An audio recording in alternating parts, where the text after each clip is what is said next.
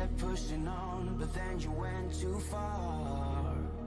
When your ship has sailed and all your dreams are lost, everything is wrong, you feel like it's your fault. Just remember, I will be there for you, baby. Remember, there's nothing out there to get you, don't forget it. When life feels lemons, just call on me. Just call on me. Just call on me.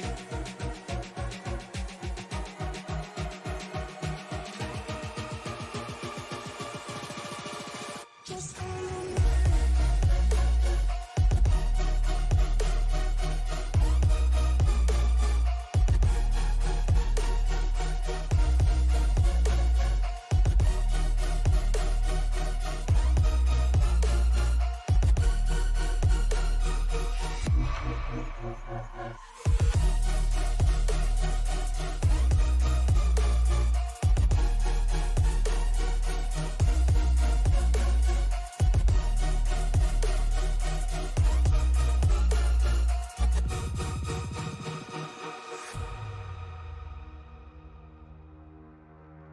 You're stronger now than you ever been.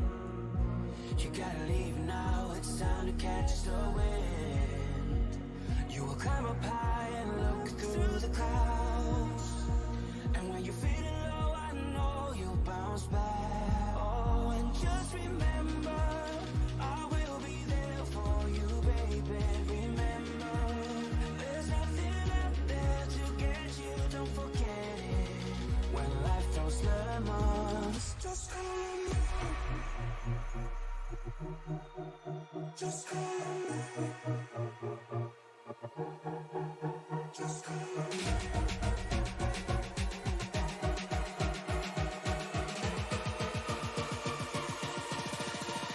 Just call on me.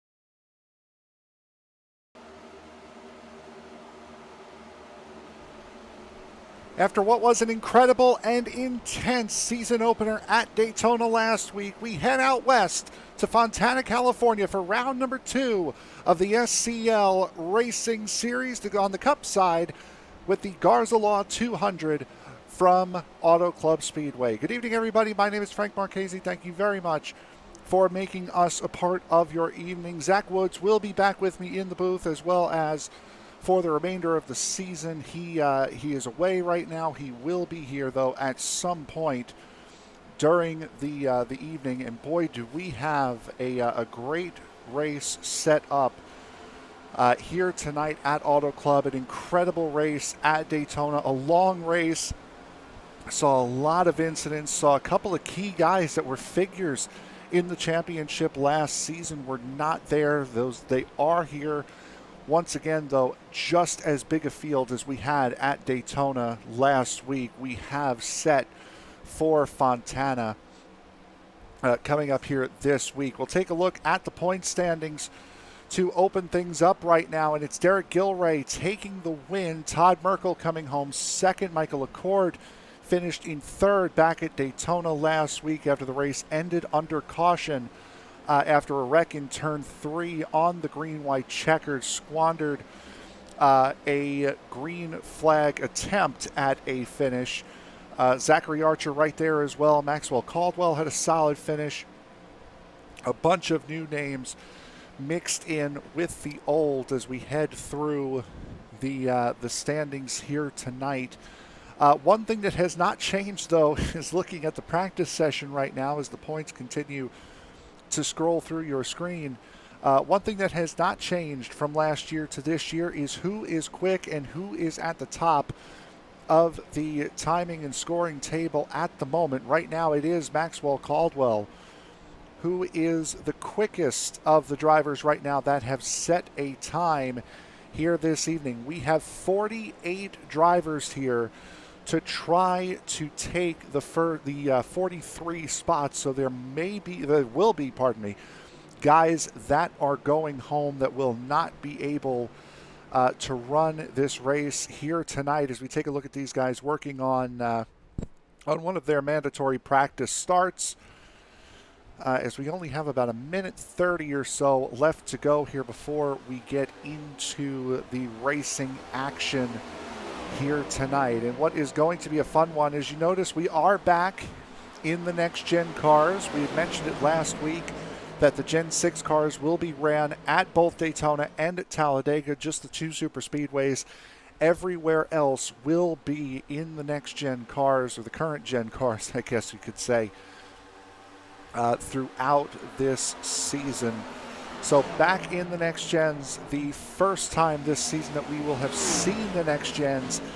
And as we look towards the future, as we look towards what is coming up, we know the NASCAR season, quote unquote, officially kicks off this weekend with the Clash at the Coliseum, and with that means new updates to this car. That means this car will be changing over the course of the season. One of the big, the Season 2 update will kick in during this season and could potentially completely change how this car drives on a week-to-week basis. And it's something we will be seeing several times over the course of not just this season, but next season as well, Season 35 for the SCL Cup Series presented by WJM Motorsports. Got about a dozen seconds or so before we get into the qualifying session here. We've got another entry, so it'll be 49 drivers vying for 43 spots.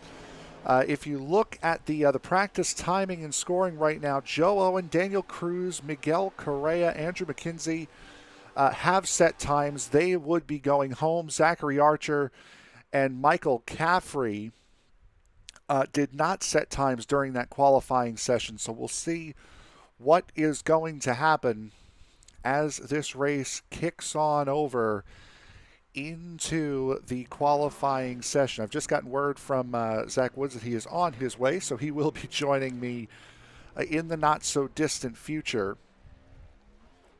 as we get ready to jump out on track. Mike Peters is going to be one of the first drivers out onto the circuit.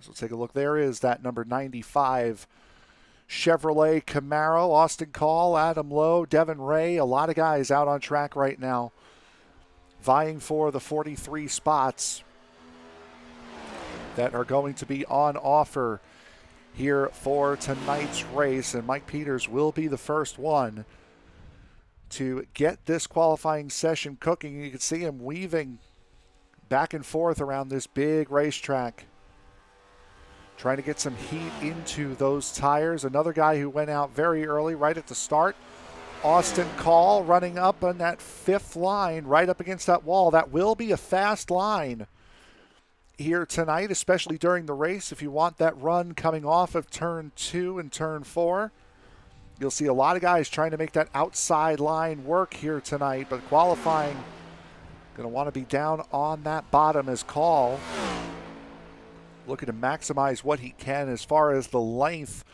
of this racetrack going on to his first lap as Call crosses the line now. First lap time is in here in this qualifying session. It's a 40.94 for the 18 of Austin Call, and right now number 1 on the timing and scoring chart as drivers continue to file their way in. Joseph Grijalva on track after missing Daytona last week, 4th quickest at the moment. Series debutant Nathan Biggert in the 01. Second quickest at a 41 flat. See him taking the inside line there as Austin Call comes across the line on his second and final lap here in this qualifying session. He will not better his time. Mike Peters, however, on his second lap will better his time. Mike Peters to the pole at a 40.93. Before that is swiftly taken away by Trevor Dalton, a 40.83. Mark Brown, a 40.92 up to P2. Second laps are coming to a close. Here's Maxwell Caldwell. See what Caldwell can do. Fastest of all in the first sector. He will go fastest of all overall. A 40.74 for the 94. Braxton DeWeese slots in the third position. Look at drivers on their second lap. Here's Miguel Correa right now, scored in 43rd. And he will go to 41st, so he is definitely in the danger zone. Michael Caffrey, 41st position. Right now, Miguel Correa and Daniel Cruz would be eliminated from qualifying. Michael Caffrey, 41st. Personal best on the first half of the lap this time by. Second lap, a lot better a lap, 27th. That'll get Caffrey safely into the show. Kenny Tripp, 34th quickest on his first lap. He's safely in now, looking better. 25th for the number 12 of Kenny Tripp. Devin Ray is on the bubble right now. As we take a look at Sim Racing Media's own Matt Mettler on track right now in the 716. Mettler 44th quickest on his opening lap. Caden Quapple looking to set his first lap time. Joe Owen and Daniel Baker have not set qualifying times that will not get the chance to, as Caden Quapple slaps the wall coming out of turn 4. That will do it for his lap. It will not count. So Caden Quapple will not make the show here tonight. Matt Mettler looking to knock out Devin Ray. And Mettler is slow going through 3 and 4, so Matt Mettler will not make the race here this evening. Devin Ray, the last of the 43. And if I am mistaken and it's 40, it'd be Tillman Hoyer will be the last of the drivers to get this race going. Oh, no, I forgot. Going back to Daytona, completely forgot about the heat race.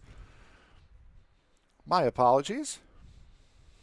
So your starting grid for the heat race will look a little something like this. Darrell Redford. So this will be 40th on down. Darrell Redford, Jack Karst will make up row number 1 for the heat race. Row number 2 will be Devin Ray and Matt Mettler. Miguel Correa and Daniel Cruz will make up row 3. Joe Owen, Caden Quapple in row 4, and Daniel Baker at the back of the field here. So beginning of the season, new rules. We're all still trying to get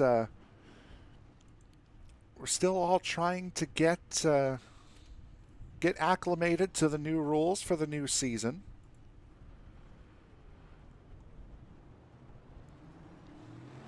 As the cars are rolling off, again, this will be 9 cars here for this heat race.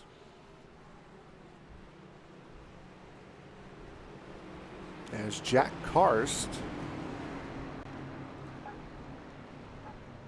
does not grid up, nor does Daniel Baker, but I do not remember if Daniel Baker was in the session prior to the starting, so that might be just 8 drivers set to run here tonight. So we'll see. The top 3 will advance into the race to get our full field of 43. So the top 40 advance to the show no matter what. Now you have to finish in the top 3 for the heat race if you want to make it in to fill out the 43 car field. So 5 drivers will be going home from this race. as Darrell Redford will lead these guys down here on what will be the first of 8 laps, I believe, if I remember correctly, for this heat race. Green flag about to be in the air. There it is. Here we go. And already Devin Ray all over the back of Darrell Redford, 3 wide behind them. That's Daniel Cruz stuck in the middle.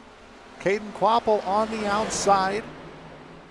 Miguel Correa in the 720 on the inside. And it's going to be Quapple losing out on that high line. Still 3 wide in the back is Joe Owen. That number 5, a little bit of a slap there from Caden Quapple to Daniel Cruz.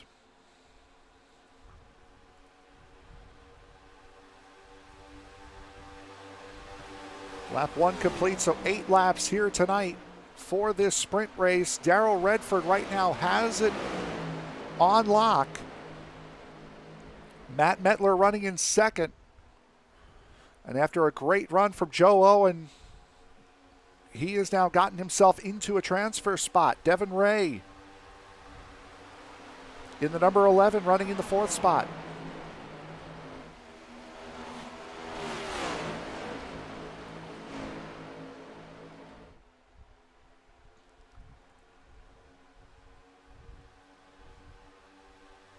Caden Quapple in that number 11, trying to push Devin Ray back up towards the front 3. As Ray looking around the outside. Once again, the outside line is going to have a lot of momentum here tonight. But as the run goes on, it's going to get trickier and trickier to run that outside line, as tire wear will become a factor throughout this race. We ride on board with Devin Ray, completing lap 3, about to start lap number 4 here in the heat race.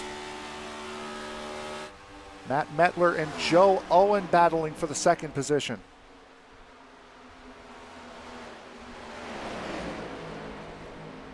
Metler has that preferred outside line. Caden Quapple slotting in behind in P4. Darrell Redford has broken out to about a 2nd lead as we complete the halfway lap. Here at Auto Club, Caden Quapple and Matt Metler battling side by side for the transfer spot. Had that been the final lap, Quapple would have gotten in.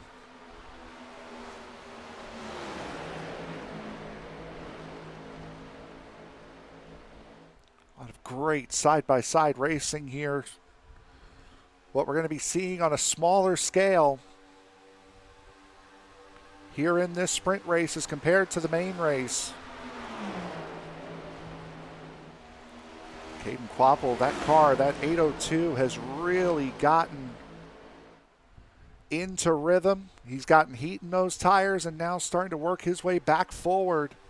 Matt Metler falling behind Devin Ray now, as Devin Ray is the first car on the outside looking in. Owen and Quapple going side by side. Ooh, big wiggle out of Joe Owen. On that high line, these two need to remember that they are in. They will transfer in.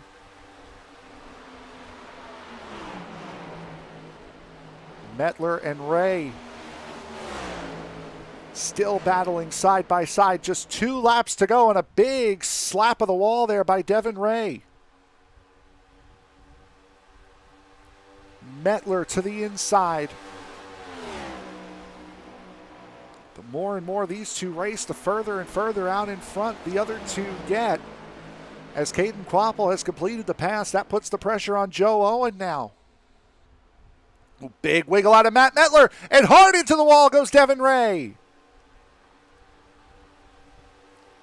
That will end the night for Devin Ray, unfortunately. As we look back towards that transfer spot, Matt Metler, who had gotten really loose coming out of turn 2 as well, was able to correct and save the car. 1.2 seconds now behind Joe Owen in the final lap.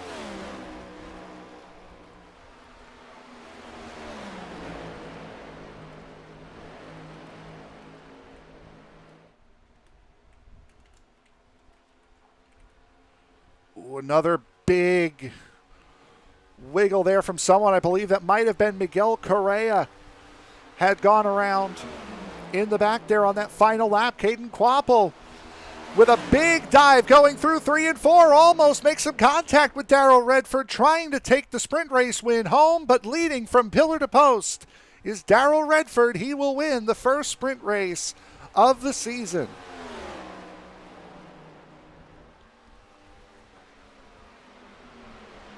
Congratulations to Darrell Redford. That will put him 41st on the grid.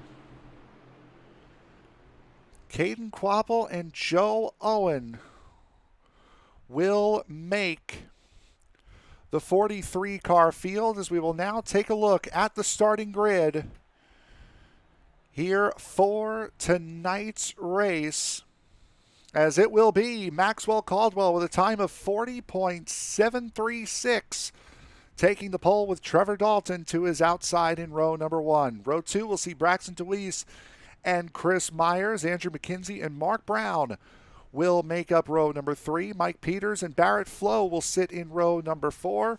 Austin Call and Pharrell Ryan will make up row number 5. Row 6 goes to Joseph Grijalva and Joshua Dubé, with row 7 seeing Steven Johnson and Adam Lowe. Justin Lewis and Nathan Biggert in row 8. Charles Teed and Joshua Yarborough will make up row number 9. Row 10 will see Eric Schaus and Justin Sorrell. Matthew McMeekin and Kevin Weber will sit in row 11. Row 12 will go to Nick Larson and Zachary Archer. Row 13 will see Kenny Tripp and Chris Vanderplatz. Lee Campbell and Michael Caffrey will see row 14. Michael Matta and Adam Brady will sit in row number 15. Row 16 will go to Michael Acord and Scott Bendix, with row 17 seeing David Hanna and Todd Merkel. Larry McKenzie and Derek Gilray will sit in row 18. Matthew Phaneuf and Tommy Carignan will make up row number 19. Tom Stevens and Tillman Hoyer in row 20. Darrell Redford, after winning the sprint, will start in row number 21, with Caden Quapple, and Joe Owen will round out the 43 car field here tonight for the second round of this season. Weather conditions for this race today: we are just about at 1 p.m. in sim time. 65 degree ambient temperature, 113 degree track temperature. So it is a cold day, which means the engines are going to be making a lot of power, but it is a hot day out on the racetrack, which means these cars are going to be fighting for grip all day long. And right now, this will give me time to bring in my broadcast partner, Zach Woods. Zach, feeling a little bit under the weather. Glad you're able to join us here for this second round race, and glad to see you back here for season 34 for SCL. Yeah, we got spoiled, didn't we? It was great last season to be able to cover SCL with you, Frank, and can't keep me away for too long. I feel like Chris Collinsworth just kind of scooting on over here in the booth right next to you, but I love the kind of racing that these guys always put on, and it's always a treat every week. I always feel like we see a little bit of everything here, and it is awesome to be back here in the booth with you covering this league. Yep, and it is going to be a very fun and exciting night, I am sure, as not quite ready yet to get rolling. Pretty much everyone has gotten onto the grid. However, we are not rolling just yet, as there goes the Ford Mustang pace car.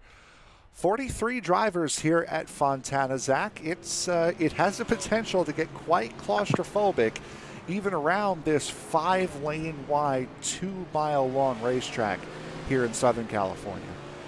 Absolutely. Here at this racetrack, it just seems like there's no room to run and hide. You are always in the middle of somebody else's action.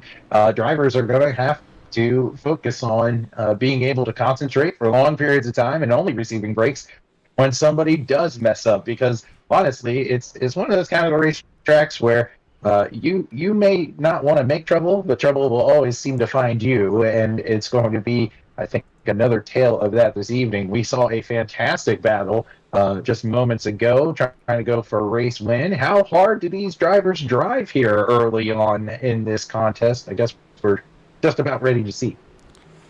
Absolutely. It is going to be a wild and eventful 100 laps here from the Auto Club Speedway. We will head a little bit further out west to Twin Ring Motegi and the Oval out there starting next week. But tonight, we run in Southern California. Round number 2, the Garza Law 200 coming out of turn number 4. Maxwell Caldwell leads them down. 100 laps from Fontana. We are green. How many times last season did we see that 94 Chevrolet lead him down to the green flag with Braxton Deweese tightly in tow? The story still remains the same as these drivers dive it down into one. You see the 8 looking on the inside, and ultimately, it doesn't take long here, Frank, but they are 3-4 wide here throughout the field. It is a very, very wide racetrack that welcomes that sort of thing, as we got an incident in the back with our first caution of the night. As, I believe that's the 780 of Tom Stevens that's around, as is the 5 of Joe Owen. Both of those guys going around. As David Hanna, I believe, started from pit road. Take a look and see what happened here with these two. No, pardon me, that was Hanna. That was the start of that in the 28. A hard hit. Wow. For Joe Owen on that inside wall. That's just one of those wrecks, Frank. If you're in that 5 machine, you're barreling down towards the inside wall. You let go of the wheel, but you make sure, depending on your force feedback, you don't want to get an iRacing injury. And sure enough, it's just 2 drivers coming together out of the corner. I wasn't here to warn anybody, but high exits off the corner are very much so advised. But it just seems in these next-gen cars, Frank, drivers love to take a low arc out of the corner. And ultimately, I think that's what we see here. Riding on board with Joe Owen, and he was almost clear there as we saw that the 28 just got loose coming out of the corner. And you see just how hard that hit can be. As Tom Stevens, Joe Owen, David Hanna, the 00 of Larry McKenzie making his season debut. Catching a little bit of that, as did Darrell Redford, the sprint race winner in the 227. Missing his pit box there. Is sure, a lot of guys are not used to stopping that far back down pit road at one of these races, whether it be a league race or especially an official. Let me tell you, Frank, the league that I briefly left your broadcasting side to go and do, it was a full field. They had 42 car fields every single week, and I was fortunate enough to make the show a couple times over at Daytona and also at a road course, and I did not qualify well. And it is so weird hopping onto pit road and then having your pit stall immediately happen. So definitely a big change for these drivers. Yeah, absolutely, and a fun little change for those drivers. As we look through, looking through the chat here, we appreciate you guys so much. I looked down and I had to double take to see how many people were in here right now, and we appreciate all of the support for round number 2 of this season. As I believe I saw somebody asking how to join. Yep, there it is. Roundy Plays, if you're still in here. This looks pretty cool. How could I join this?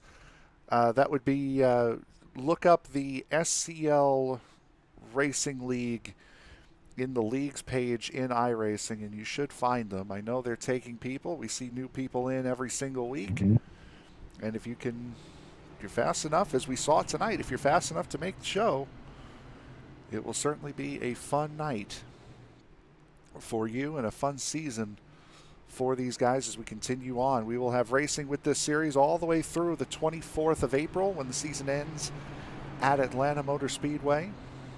But a lot of racing between now and then. Yeah, and I like these bigger league formats where it does push drivers to, one, use practice as practice, and ultimately to make sure that you're ready for however the league designs their race in, right? Some leagues like this one, they have heats in order to get in. You have others who just say, we're going to wind up going qualifying. Whoever's in the top 40 spots makes the show. These leagues are becoming a little bit more popular on iRacing, and I would really recommend it. It does stretch a driver in order to feel that pressure even before the race begins. Hey, I got to go and make the show. But we're getting ready for another show of our own here, Frank, as they round the bend here, getting ready for another green flag.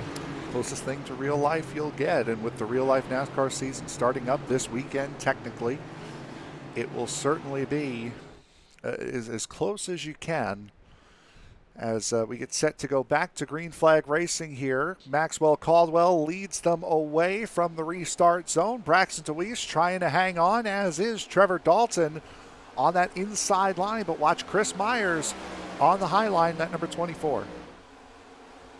Yes, and these drivers up front, we saw them a lot last season battling it out. I love the respect between the guys up front. They've raced with each other a long time. They know the tendencies of the other drivers. You get to see that happen up front. The question is, how are the guys in the middle and the back of the field going to get used to racing around one another?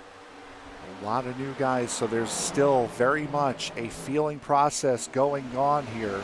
The feeling out process, I should say, as Braxton DeWeese looking to the inside, trying to lead the first green flag lap here at Auto Club, and he will not do so as Chris Myers takes that run on the outside line, gets down into turn number one, Yikes. almost jumping into the back of Maxwell Caldwell. Those two got very close going into one. Oh, they're very used to racing one another, as we got to see last year. Those two drivers, they mean business, but they can ultimately push each other to their best. I think Chris Myers is just content on pushing Maxwell Caldwell wherever he wants to go. As you can see, they are 2 by 2 here in the front four, but ultimately that's going to fizzle out for your battle for third. Outside line's going to get a lot of momentum here. Chris Myers had a big wiggle, though, coming off of turn 4, kills his momentum a little bit, as now here comes the 30 of Trevor Dalton looking to the inside of Myers in that number 24. Chris Myers, I believe, if I remember correctly, going back to last Wednesday, because I was a little bit annoyed, ended up winning the truck race, the season opener for the Super Truck Series. And the reason why I ended up annoyed was because I ended up running in the top 5 all race, and then just ended up getting shuffled towards the back towards the end. Oh, it happens to the best of us, Frank. Ultimately, look at this run here by Mike Peters. Wow, what a run there on that high line. He's going to have to manage his tires later on in the run. We didn't really talk about tire wear here a lot, Frank, but running that high line, it does come at a cost. You burn more fuel, and then ultimately sawing that wheel up top here. The car's going to get very flighty as the run goes on, so it's going to be interesting to see how Peters manages the run. You'd normally see drivers drift to the high line the longer the run goes on. If you can decide, go up there to make speed early, but it will come as a cost as the run wears on. Yep, it's almost the inside line. We know the inside line. It's a tighter turn, but it doesn't make sense to say it. It's a tighter turn, but it's the one that saves the tires the most. And the reason why is because your off-throttle time is a lot higher. As look at the gaggle of cars that we have here just outside the top 5. In the middle of that is the 44 of Steven Johnson. The 73 of Mark Brown is in that as well. They're 3-4 abreast all the way through these about 10 to 15 positions. I can't tell you how many times last season I sat up here in the booth with you and saw Joshua Yarborough ripping the high line at every single track we wound up going to. They were at Gateway, they were at Martinsville, they were at Michigan. It didn't matter. He was up riding the wall, and he will continue to stay true to form tonight as he rips around back here in the middle of this pack. Very good run so far for that number 77, or that 770, I think, is what that car has become now for Joshua Yarborough. As the midfield now starts to siphon itself out. Series debutant Nathan Biggert in the 01, battling with Justin Lewis in the 07. It's a battle for the 12th position for these guys. And a little bit Couple further. Of sharp. Oh, there we go. It had to happen at some time, Frank. I had to do it. It's like a christening moment back here in the booth, and we have a yellow. It's like Michael Matta. Oh, and it's still happening. Oh, they're still wrecking. It's the 10 of Chris Vanderplatz. I believe the 718 of Kevin Weber involved as well. Yep, there's Weber sideways in the fence.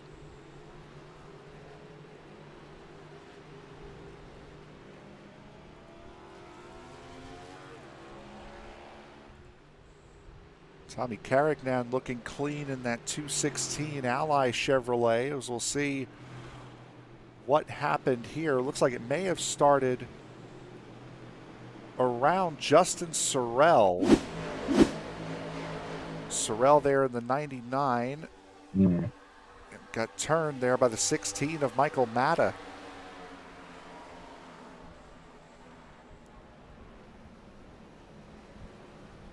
Michael Caffrey as well, also having a part in that, as there's Caffrey going down in the grass trying to avoid it, and that's what kicked off the second half of the incident with Chris Vanderplatz and Kevin Weber.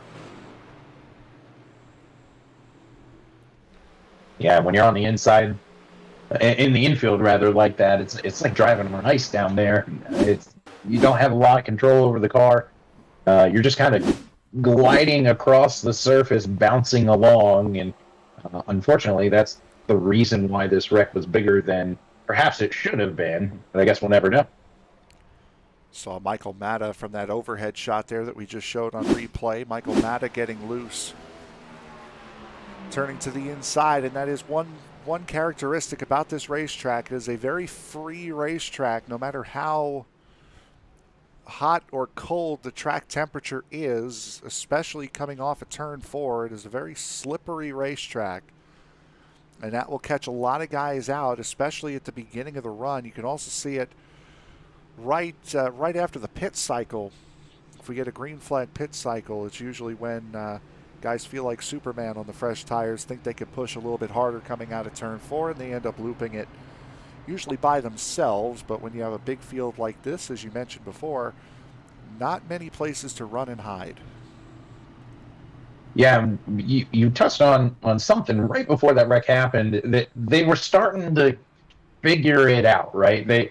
Everything was starting to levy off, and you had a couple packs starting to form, and drivers were starting to settle in. But there is some urgency back there in the mid to back pack here at this track, because if you lose the draft of the first pack in front of you, you have to have some crazy long run speed in order to muscle your way back up there, because the draft, which isn't something we've really hit on, does play a role. Like, we've seen the guys on the high line get a huge run. You can really push a guy all the way down the back stretch if you want to, and we saw that front pack kind of organize themselves, and there might have been some urgency in that mid to back field that said, hey, we gotta go, we gotta catch them. Ultimately, you push too hard, and that's what happens. As you would have imagined, the drivers involved in that incident were the ones that came down pit road there. Justin Sorrell, Kevin Weber, Michael Matta, Michael Caffrey, Chris Vanderplatz, and we just saw a moment ago the 5 of Joe Owen getting a lap back. One of his 2 laps back after being involved in that incident on the first lap. Lee Campbell and Todd Merkel also coming down pit road to top off on fuel during this pit stop as well. as it will be Mike Peters leading away from Chris Myers as we get set to go back to green flag racing here in the not so distant future. As we're 15 laps, working on lap 15 once we get this race back underway, and still we've got 43 guys. We've had 2 cautions already. We've seen a sprint race. This race feels like it's going by quick. You have to adjust your mentality in what tends to be heat racing, right? Where if you're battling for a cutoff spot, you're racing super hard, and it's only for a short period of time. Well, now the game has changed. Now you got to go long run speed and figure out, okay, where am I best at in terms of a long run car, and really get settled in. I'm interested to see how this field navigates that scenario as they go in the middle 3 and 4, and they're going to get ready to take a green flag here. Just about ready to get going here. As you're about to see the pace car take the hard left as he does.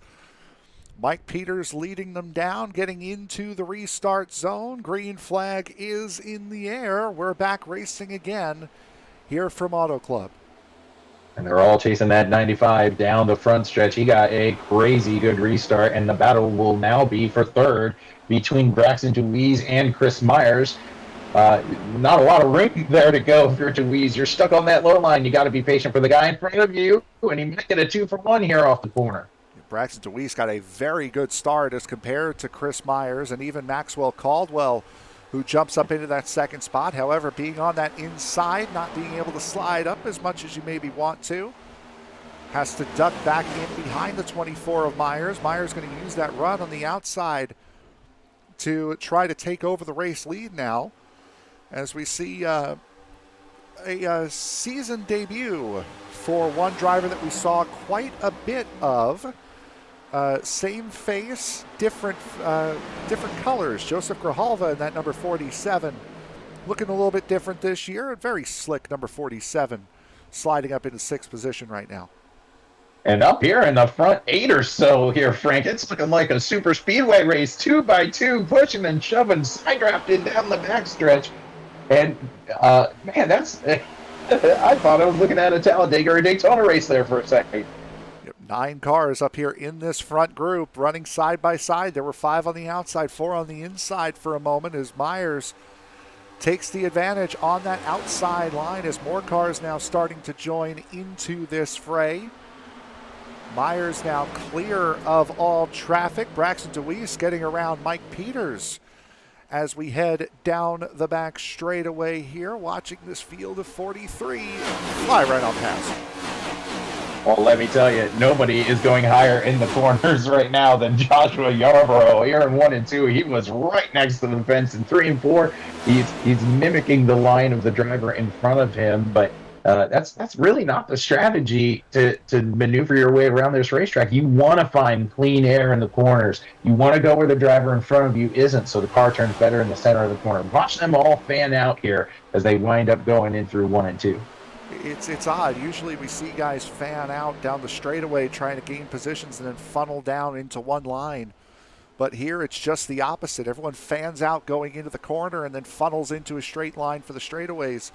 It's quite an interesting way to race, but that's the fastest way around this Auto Club Speedway. And again, you mentioned how high Joshua Yarborough was getting. Mike Peters is inching closer and closer to that wall. Whoa, and there's the crossover move by Mike Peters going out the 3 through the travel. He's going to carry that momentum, but he is kind of hung out to dry here, going back through the travel, now into turn 1 and 2. He's going to try to go for the lead, sending it real deep there on the leader, Braxton Deweese. They all sorted out, but the battle's not done.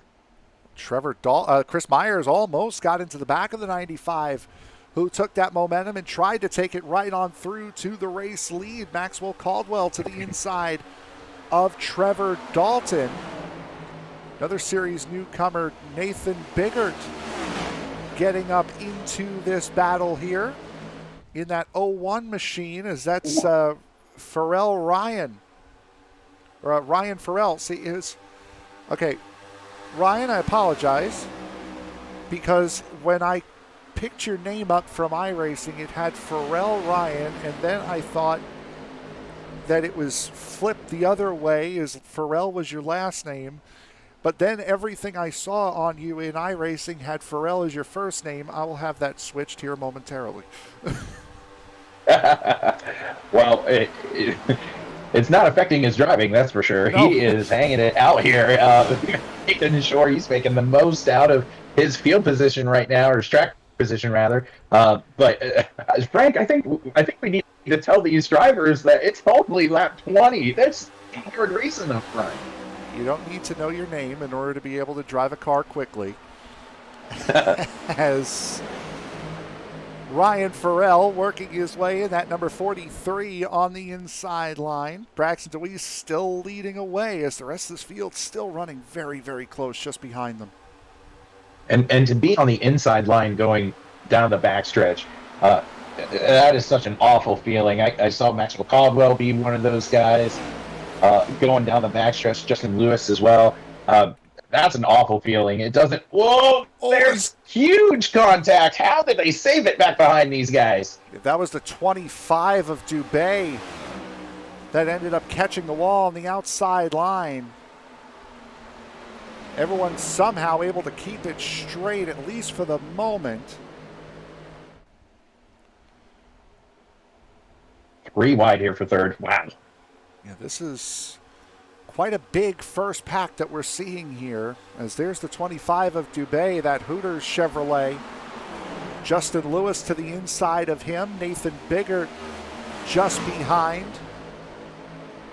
Barrett Flo starting to work his way up. Lost 5 positions, started 8th, now running in 13th position, starting to work his way forward now.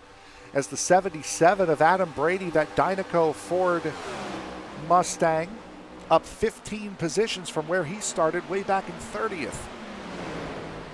Yeah, something that I'm looking at here on the charts, Frank, is that the guys who pitted on lap 12 and lap 13, this gamble has not paid off for them. They have not made their way up through the field very well at all. I'm looking at a guy like Michael Mata in the 16 machine. We saw him up front a ton last season.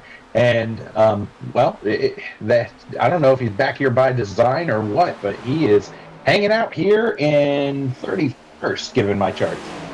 Trying to just log some laps, as Michael Acord is just in front of him in that number 17. Mata again down a fast repair, I believe. May have a little bit of damage if he didn't use it after that incident back on lap 10 that brought out the second caution of the race. Let's look a little bit more forward through the field. That's Scott Bendix in the 327, trying to look to the inside of the Ford Fusion of Adam Lowe in the number 58. Lowe attended the race at Daytona last week, did not start. Lowe making his first start of the season, his official start of the season, running in the 21st position right now. It's a pretty sharp-looking car. This is my first time here in the booth with you this season for SCL action. And I was commented last season about how sharp these guys look, and sure enough, a lot of guys are busting out some really nice paint schemes. Absolutely. It's the fun part about a new season and new drivers coming into the series. You can see a lot of new paint schemes. Oh, that's somebody sideways. I believe that's the 47 of Grijalva. It was. Somehow, no, never mind. Hit hard in the center of this corner, and ultimately that's... Oh, man. Again, trouble finds you here at this racetrack as we see Nick Larson as well, hard into the side of the 47 machine. That was a violent hit. Just getting ready to say, and no one miraculously has hit him, and before I can get it out, there it was. As we'll see what happened to Joseph Grijalva. Oh, no, it's already gone here. What happened? Oh, there's a lot of wreck. There we go. It's the 47. He's got the 24 of Myers, spinning him around going into turn 3. Watch how close everyone gets until they got too close. There's a lot going on there. You had the 24 trying to get a run on the 47. Looked like the there was some gamesmanship down the backstretch, and you're gonna see this onboard. Man, it's gonna be a crazy hit. Oh, Yikes! that's from Nick Larson's perspective there. And we'll see this one off the back of Grijalva here, trying to. There's Myers. There's contact. And if this camera view is seeing the wall, you're not having a good time. Did a great job to keep it out of the wall, and then the 88 just came right in with nowhere to go. And it's really hard. I think it deserves to be said, where if you're in the 88's position, you're going down the backstretch, and you're seeing all this unfold in front of you. We saw it from the onboard. It's just a smoke screen. And how he was wrecking coming back up the racetrack, that's what makes this track so challenging. It's not a self-cleaning racetrack. It's oftentimes quite the opposite. It throws cars back up across the field in the corners. And in this situation, there's just a ton of smoke and nowhere else to go. Unfortunately, he picked the wrong lane out of the 5 that are on the racing surface. Couple of guys came down pit road but couldn't spot their pit box. Trevor Dalton was the first of the drivers to come in that spotted their pit box and come out. So Trevor Dalton, running in 11th, is the first car to have effectively come off the pit road for a 4-tire stop. Braxton DeWeese, Ryan Farrell, Nathan Biggert, Steven Johnson, the first 5 off of pit road. Maxwell Caldwell, Justin Lewis, Mike Peters, Austin Call, Eric Schaus, Justin Sorrell, Todd Merkel, Kenny Tripp. Caden Quapple did not come down pit road. And as I mentioned, Kenny Tripp was one of those drivers that didn't spot his pit stall coming down pit road the initial time around. He will now come by to pit, as well as Larry McKenzie in the 00. Yeah, I think that's not going to be the last time, Frank, we talk about pit road mishaps. It's so complicated with all these drivers. And when you're out racing in different leagues with fields of 20 to 22 drivers, you're kind of used to taking a break, catching your bearings, going down pit road. Some of these guys in the mid to back, they're not going to have time to rest. They always got to be mentally sharp, trying to find their pit stop. Absolutely. As we see Maxwell Caldwell lining up with Justin Lewis to his outside. First car on fresh tires will be Trevor Dalton. He is the 5th car on the inside line. Braxton DeWeese in that number 8, that red, white, and blue number 8, mostly white. 5th car on the outside line, also on fresh tires. Guys like Todd Merkel and Justin Sorrell came in back on lap 12. Sorrell did take tires. Merkel did not. So I would say the top 8 drivers on the set of shoes they started the race on. Well, we're going to rack them up and get going here. It's going to be interesting. How will the cars that just took freshies navigate a field that might be slipping and sliding coming to the green flag? We're going to find out as 2 by 2 they roll to the start-finish line, and Justin Lewis gets a pretty good restart there on Maxwell Caldwell. Very good restart there for the 07, as that was Caden Quapple in the 802 that went way out to the outside on that restart, as Caldwell will slide up into the race lead, the biggest race lead of the night we've seen so far. And it's not going to get any bigger than that for the most part, unless we get a really long run with a pit cycle in between, as Justin Sorrell in that number 99, that silver and red number 99, trying to hold up Trevor Dalton as best he can. They're 4 wide coming off of turn 4, tires on the inside and the outside. You do not want to be in the same spot that Justin Sorrell finds himself in. There are a bunch of drivers back behind him. They all got fresh shoes and they're ready to run. And he's the one holding up the show right now. You got to just manage the car well, not get in the way. Let the other guys pass you as they come to get you, as we get to see how chaotic it is back here in the pack. Riding on board with the 44 of Steven Johnson. Right here in the middle of this field, you can see up in the rearview mirror there, that's Barrett Flo. that's sitting behind him, now looking to the inside. Boy, you just see how twitchy that steering wheel is. You can't see too much of his hand there in the very bottom left corner, but boy, oh boy, it's working. As Trevor Dalton just in front, 3 wide with Josh Dubé below him, Eric Schaus on the outside.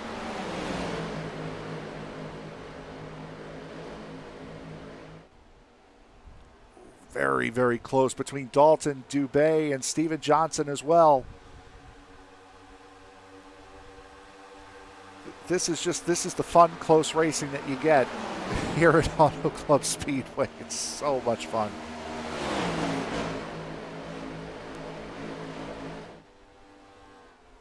Incredibly tense to watch.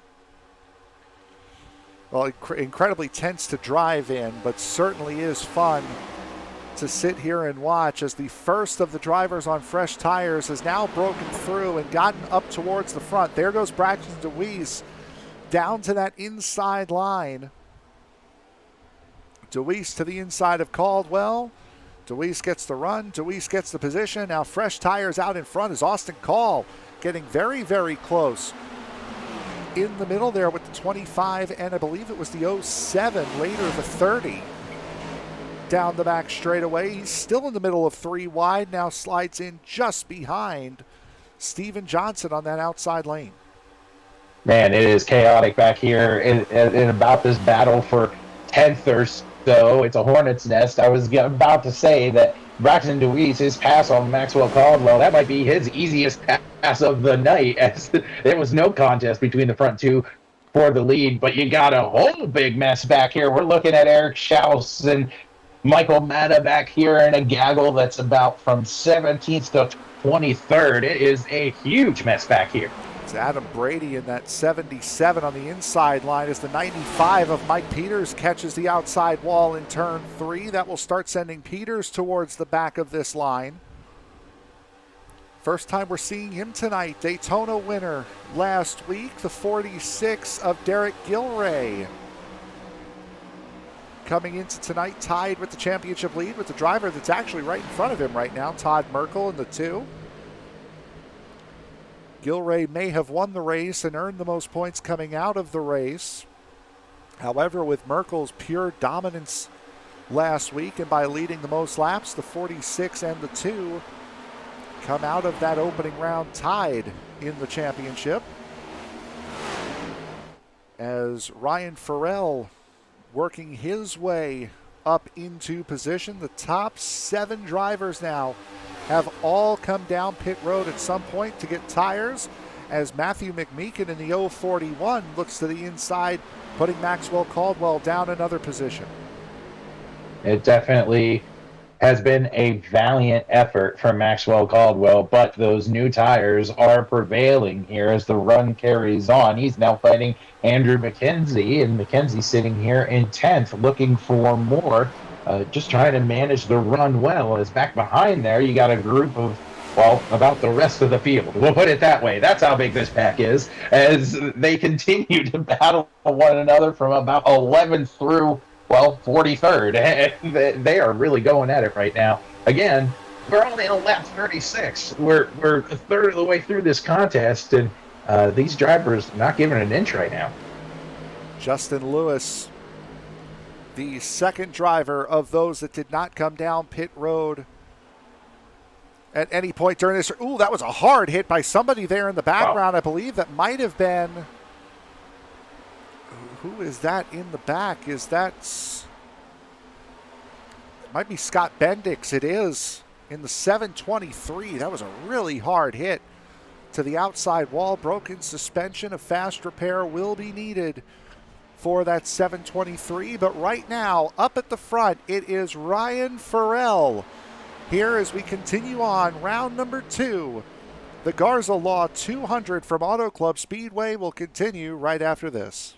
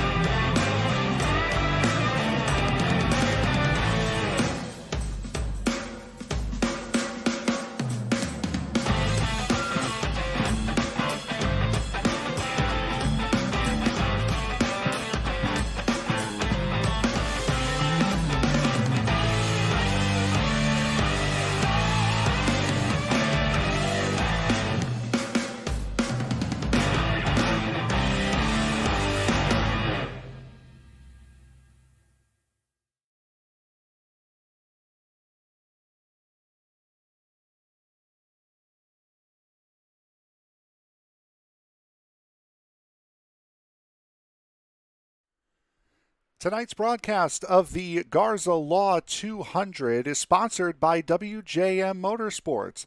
WJM Motorsports is a team of professional and amateur virtual drivers, builders, broadcasters, crew chiefs, spotters, painters, and mechanics, all striving to win in glorious one-sided fashion.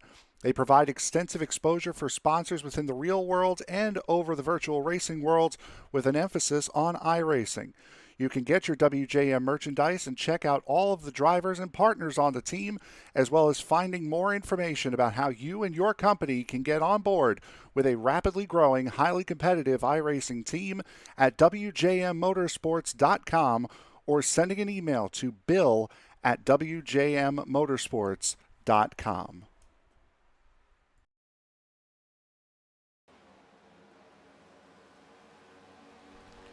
Back here at Auto Club Speedway, caution has just flown for the third time tonight, and this time it will be for the number 16 of Michael Matta, who I believe had a single car spin, and we'll take a look and see what happened there. As there he is on the inside. This is in turn 3. The 12. Oh, that's turn 2, pardon me. Him in the 12. Going around. The 12 being piloted by Kenny Tripp here this evening. And we had a very good string of luck with broadcasters last season. And I've gone through 1.5 already for this season. Let's see if this new guy is any better. Are you there? Oh, yeah. Hey, There's Frank, I'm here. Hey, this is the version of Zach Woods in the booth that you were supposed to hear, and I totally, in my rush between coming back from work and coming here, did not have the correct mic set up. So I want everybody to know out there in TV land, I was leaning really heavy into my broadcaster mic, and I was announcing this race with a fervor that, well, Frank's used to every week. But, it wasn't picking up my voice. It was another mic that probably sounded, well, it did sound terrible, and so I apologize to our great viewers out there. That is a problem that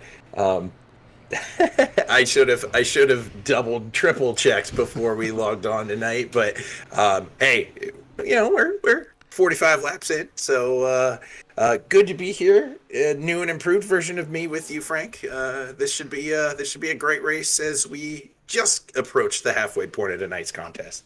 Michael Self with a real world commitment now on Monday night, so unfortunately not able to join us for the remainder of this season, and hopefully we will not be hearing I guess that would be webcam mic, Zach, anymore this season. Well, we've got it's like Dr. Jekyll and Mr. Hyde. You don't know when that bad guy is going to show back up. So I can't guarantee. You got the pretty version of Zach, if there ever is one, back here in the booth with you, Frank. We're all good. We're ready to go. Right now we have Ryan Farrell, first and last name set up right. Everything's ready to go. We said earlier in the race, we don't have to know his order of his name in order for him to be fast. And it's worked out well for him. He managed to get by both Braxton Deweese and Trevor Dalton in the middle of all that to reclaim the lead here. Very impressive run by him. Now, as we work through, there are 2 retirements here tonight. Caden Quapple retiring from his season debut. Tom Stevens in 780 is also done. We saw Chris Vanderplatz getting a lap back, so he is back on the lead lap. Mike Peters is on the lead lap as well. Scott Bendix, we saw the incident that he had. He is no longer on the lead lap. He is 1 lap down, as is the driver we are seeing on your screen right now. Maxwell Caldwell came into pit on lap 42 just before the caution flag came out. So Maxwell Caldwell stuck in the 41st position, 1 lap down. He will have to battle that 723, that all-black car of Scott Bendix on the outside line there, in order to get that free pass. Everyone else is on the lead lap. So we have 39 drivers on the lead lap, 2 retirements and 2 drivers 1 lap down, Zach, as we get set to restart here on lap 47. Down all those drivers and 1 broadcaster. We're ready to go back racing here, and they're going to be 2 by 2 approaching the start-finish line. A Chevrolet and a Toyota here up front. Going to take the green flag. They're waiting on that 40 to go, and Ryan Farrell makes sure he gets a great jump, but it's a huge mess behind him. Yep. Tires spun on Braxton DeWeese, and the caution comes out.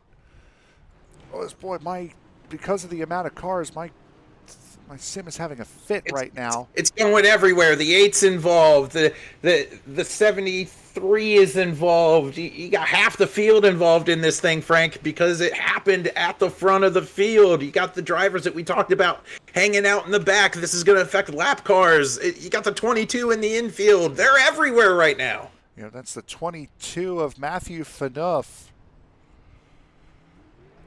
involved in this. Adam Brady, it appears, as he's around. Tommy Carrigan is around as well. As there were a lot of cars that got caught up in this, and I believe Scott Bendix did as well, so that will leave Maxwell Caldwell possibly with the free pass position, as we'll try to see if my sim goes haywire again as we try to run this replay. Boy, there were a lot of guys involved in this right off the restart. I don't know. And I don't know about the 94, Frank, either, because he's got some, it looks like some damage to his right front as well. So very well might have taken out both of these lap cars here. But take a look here at this restart. Oh, he just spun the tires. Did the 8, and then just everything kicking off behind him. McMeekin involved. There were a lot of guys that had a problem there. I'm not sure if did he miss a shift? That car really jerked to the one side. It just be hard to tell from any view that's not inside the car, but this is on board the 22 of Barrett, the 92, pardon me, of Barrett Flo. Yeah, he never touches him. He didn't touch him to break him sideways. It snapped on him. Yeah, go ahead. Let's get that in-car shot of Braxton DeWeese. Here we go. Second gear. Oh, it downshifted to third on him. Oh, man. And that's so easy to happen. It's so easy to happen. And it just, you have no control of the car. When you downshift on a restart, especially going down to first, it just, there's no saving it. You're so ready to keep that accelerator down. And ultimately, it was so unfortunate, right? Because he was right up front and takes out a lot of good drivers. So easy to have happen. It happened to Austin Call, ended his race at Daytona last week. Coming out of pit road, he went from third to first, blew the engine after taking a fast repair, so he was done for that race, which is why he finished in the low position that he finished in. He's having a lot better night tonight in that Liquid Death Toyota Camry. However, Daytona was not kind to him, and Braxton DeWeese doing the same exact thing that put Call out of the race last week.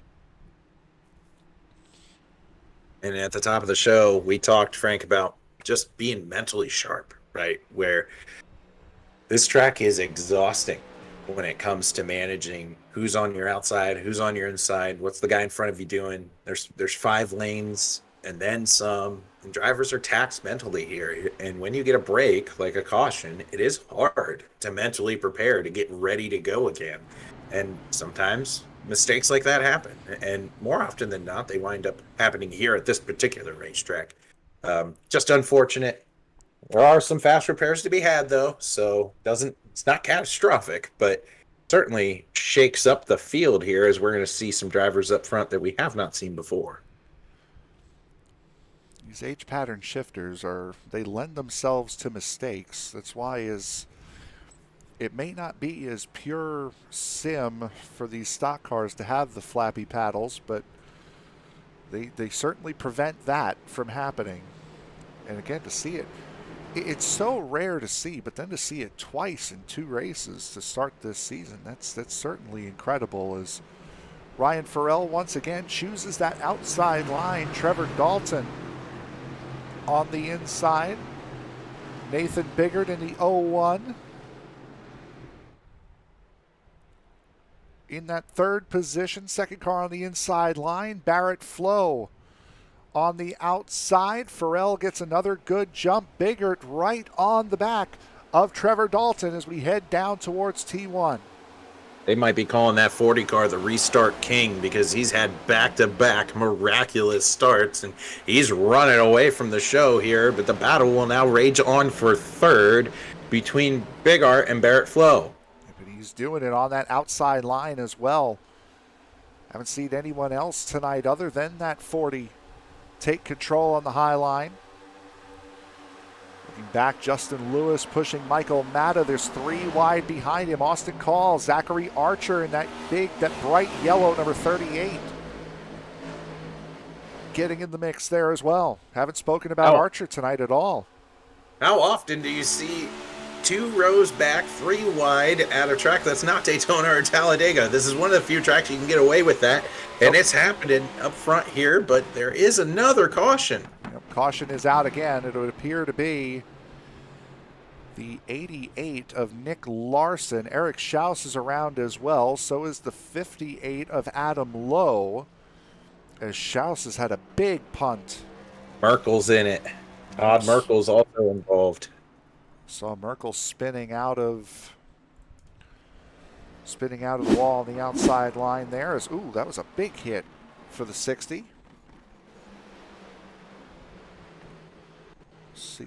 See what happened there with Schaus as much as sim will allow us to here.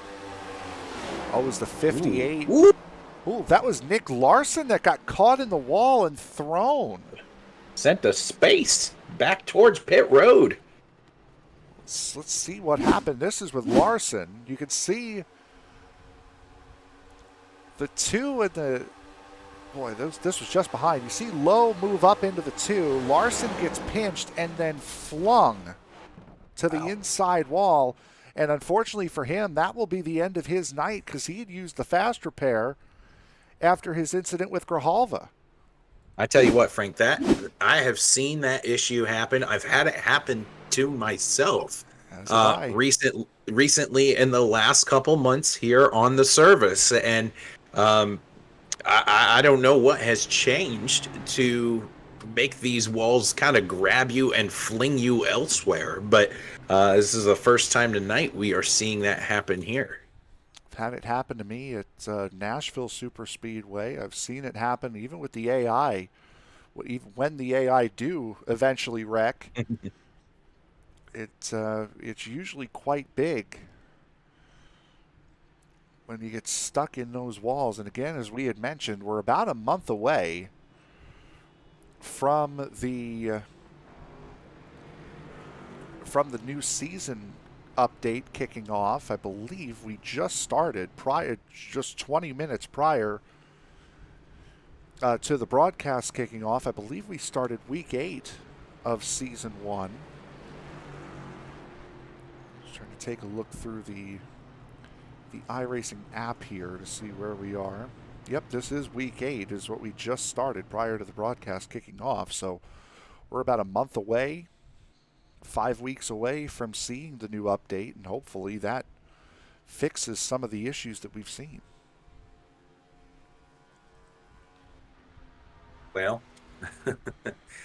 it's kind of hard to come back from a catastrophic wreck like that, but you're going to have to. We are now here on lap 54, going to take lap 55 here. You see the lights are still on the pace car, which means they're going to go around the ring at least one more time. But these drivers struggling as of late, the last couple laps here or so to get back into a groove. Frank, we were treated to a pretty nice green flag run together early on in this contest. It's going to be a challenge to reclaim that, but SCL has proven time and time again that when they're on the ropes like this, they normally have a moment where they all understand, hey, we got to get into a groove, we got to settle down. And I think we've reached that tonight in this contest. They had several green flag runs at Daytona last week. And a lot of cautions towards the end, but as you would expect, racing at Daytona. Cautions come out towards the end of the race, same as the truck race at Daytona as well. I believe there was a caution in the first lap or so, and then about 2 pit cycles of green flag racing in the super truck race as well. As Ryan Farrell once again chooses that outside line. So we will have 45 laps to go when we hit the green flag here. We'll take a look back through the field a little bit. Maxwell Caldwell, your pole sitter, running in the 31st position. He has gotten back on the lead lap. Now with the 22 of Matthew Phaneuf on the outside of him. And looking back to our sprint race winner, be the 227 of Darrell Redford, running in the 23rd position right now. In that, I believe that's Metallica, yes? I can't see. Yep, there it is, Metallica. Yep. Number 227, Ford Mustang. As Ryan Farrell gets set to lead us away once again.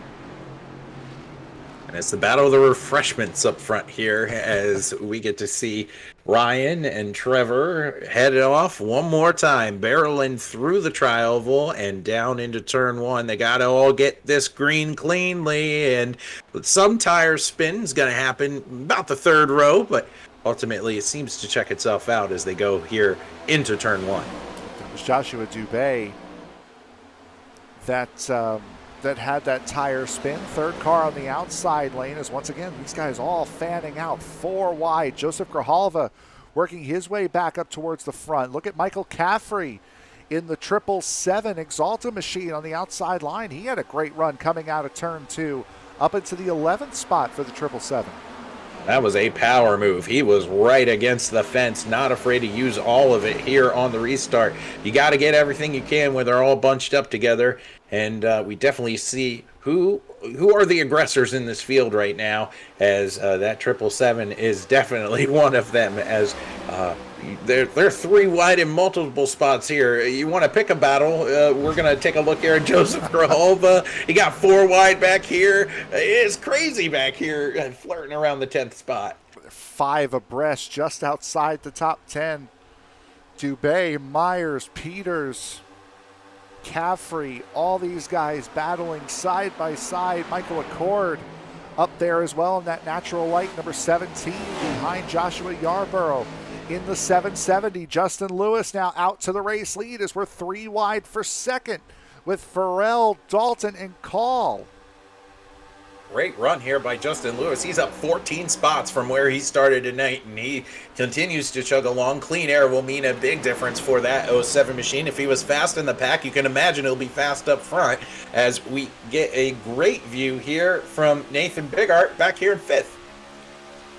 36-year-old from Keene, New Hampshire, making his season debut in the 01. Behind Joseph Grijalva on the bottom. That is Trevor Dalton on the outside in the 30. Big wiggle there from Trevor Dalton as well. And you see that into the outside wall goes the 01 of Bigart. Mike Peters getting her by him on the inside as well, as that 01 had its momentum stunted. And we saw on that front bumper cam, there is a speck in the distance, as Barrett Flo's going to get everything he can handle there, but there is a speck in the distance in front of the leader. It's a lap machine, and it's going to be interesting to see how this field maneuvers around a perhaps injured vehicle. I believe that might have been the 58 of Adam Lowe, not entirely sure. As the 12 of Kenny Tripp, just saw him spinning through the spinning down the back straightaway coming out of turn 2 not that long ago. He is up into the 7th position. Spoke about Justin Lewis up 14 spots from where he started. Tripp up 18 from where he started the night. Michael Caffrey and Adam Brady in front and behind him up 22.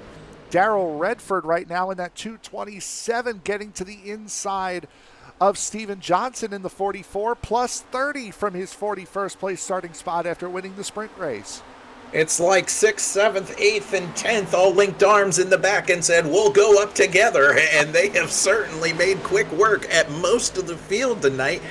Great to see good runs by these guys. They are persevering through all of this traffic. You can imagine how chaotic it is to work your way from the back to the front, but they've done it well tonight. Maxwell Caldwell working his way back up to the front as well, running in the 11th position when this green flag run started.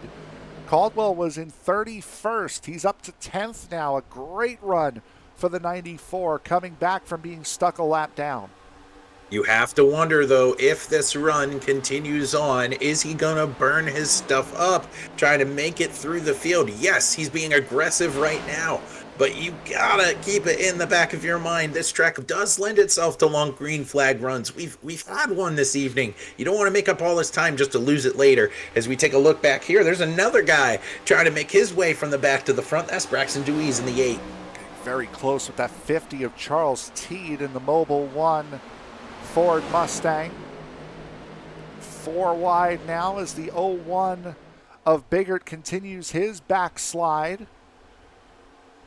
40 of Ryan Farrell doing the same as Braxton DeWeese up into 15th. He's on the recovery drive after being involved in that incident a couple of restarts ago when his car went from second gear to first on the restart. He certainly has all of his gears lined up. He's ready to go. He's not traveling in first anymore. He perhaps has grabbed a whole nother gear that these guys don't have, making his way through the field. We got a great battle back here with Michael Acord and Mark Brown and Michael Matta back here as well. These guys are going at it. This is a battle for about the 20th position. 14 of Tillman Hoyer coming through to the inside of Joshua Yarborough. Wow. A big wiggle from Michael Acord. Michael Matta now in the middle, as you'd mentioned, Mark Brown in the 73 there as well. A lot of guys in a small spot, and you're right, this is just around the 20th spot. Mark Brown in the 73 is that 20th position. Another big wiggle there from Ryan Farrell. And something had to have happened. Or did he just not? Out. Oh, there is a caution. Yep. This will be for a little bit further behind. As that's, I believe, that's the 24 of Chris Myers. It is. That's in the outside wall. And he is junk. That's front suspension failure as he is crab walking right now. It's going to be hard to maneuver that 24 back down the pit road. I think he can do it, but the question will be is, does he have a repair waiting for him once he gets there? He's going to need patience, that's for sure, as we'll see what happened with Chris Myers. For the lead. Oh, yep, that was for the race lead as well. Not sure if he just got a little overexcited going into turn 1 and drove it in a little too hard up across the nose of the 07, or if it was the 07 coming down is what the cause of that was. And with that, we will take another break. We will be right back. You are watching the SCL Winston Cup Series presented by WJM Motorsports. Right now, Justin Lewis finds himself out in front in the 07. We'll be back right after this.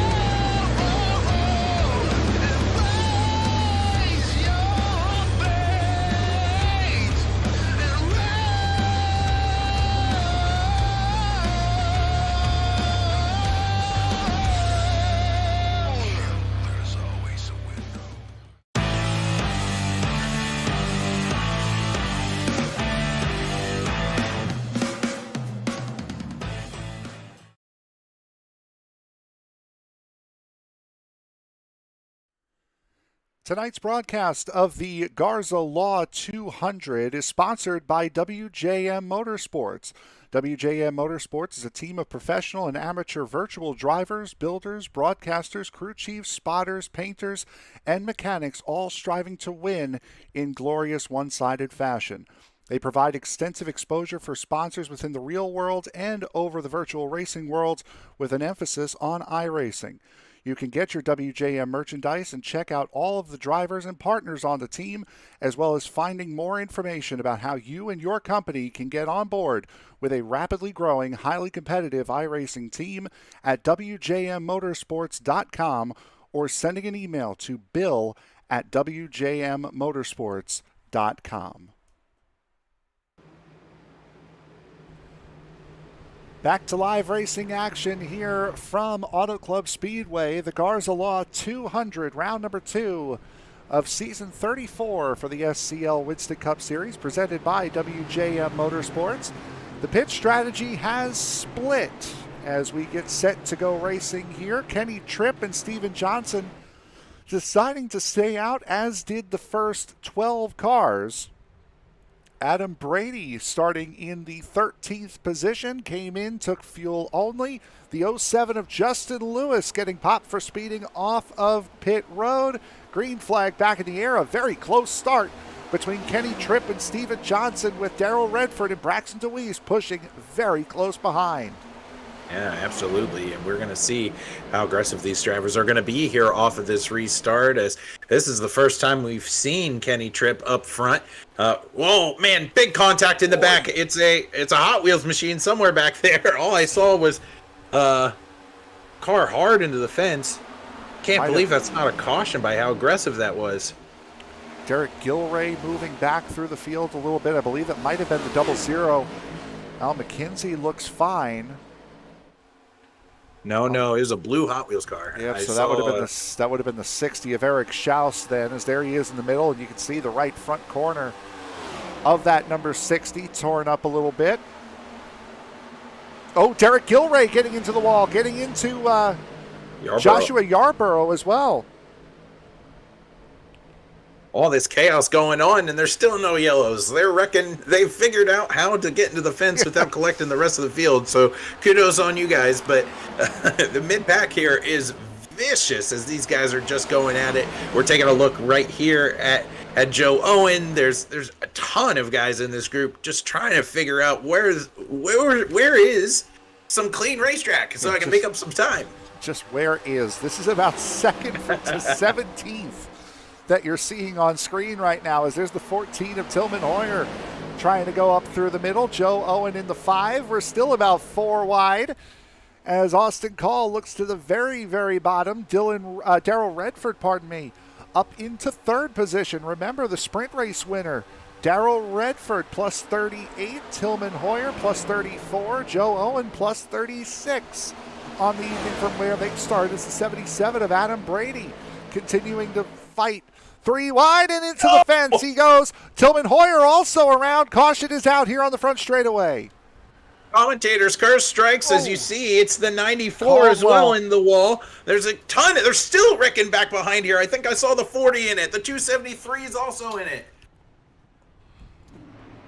Boy, oh boy. And again, I do apologize for the connection issues, as this tends to happen when a lot of cars in a large lobby wreck all at once. Absolutely. Do apologize for the choppiness of the sim.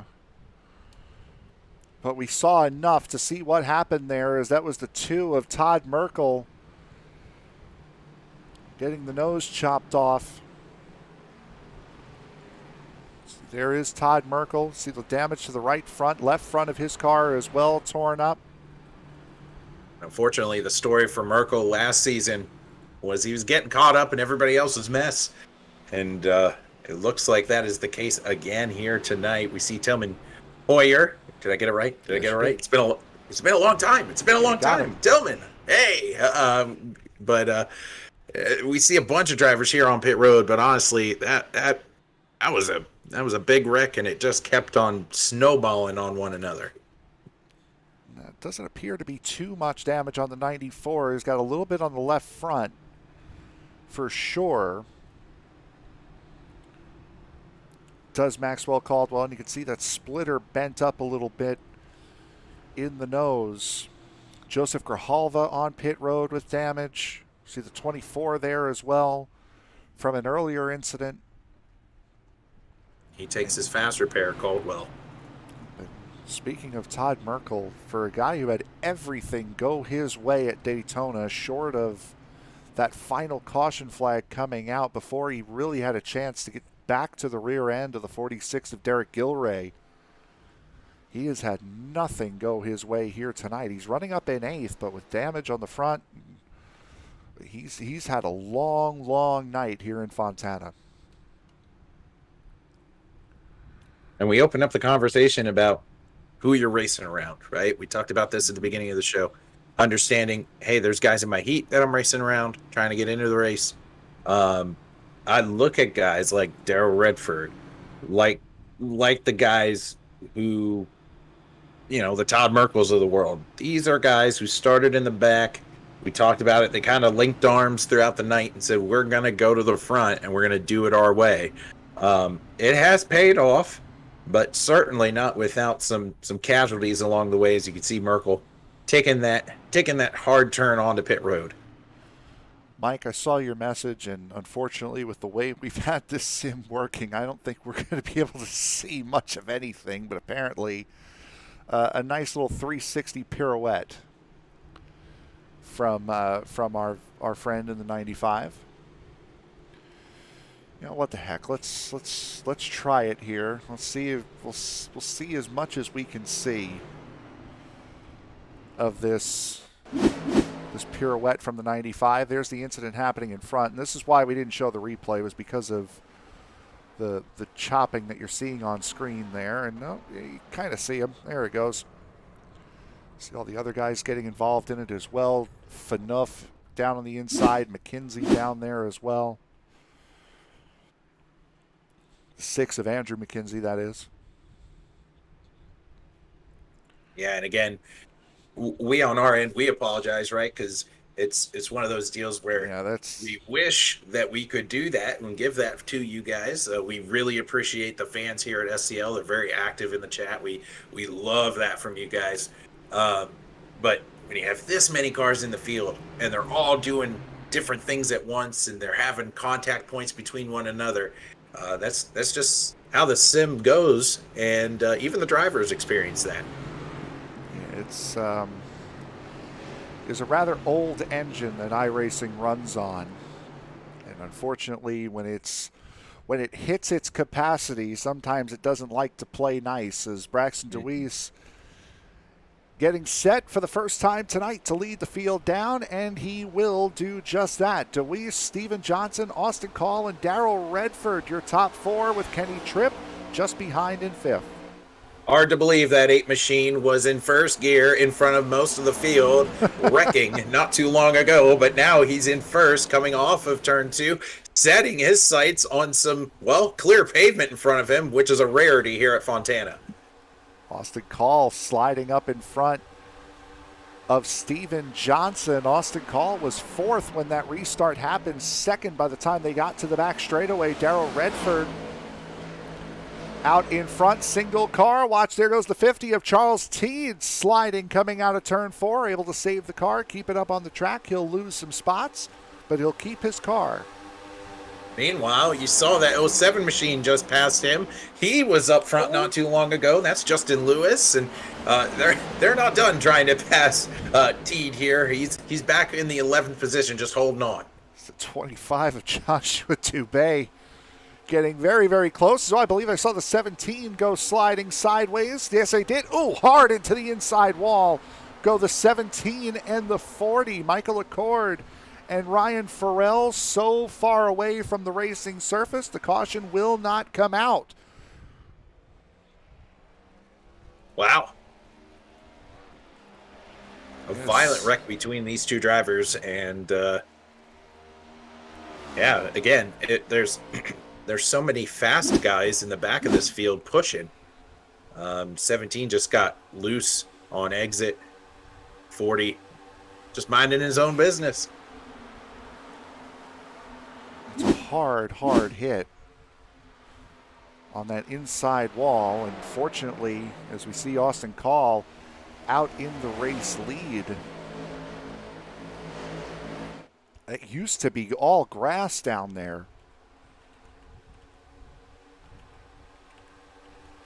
Oh, not anymore. This battle for the lead is really starting to crank up between Deweese and Call. I kind of thought Deweese was going to let him have it there for a little while.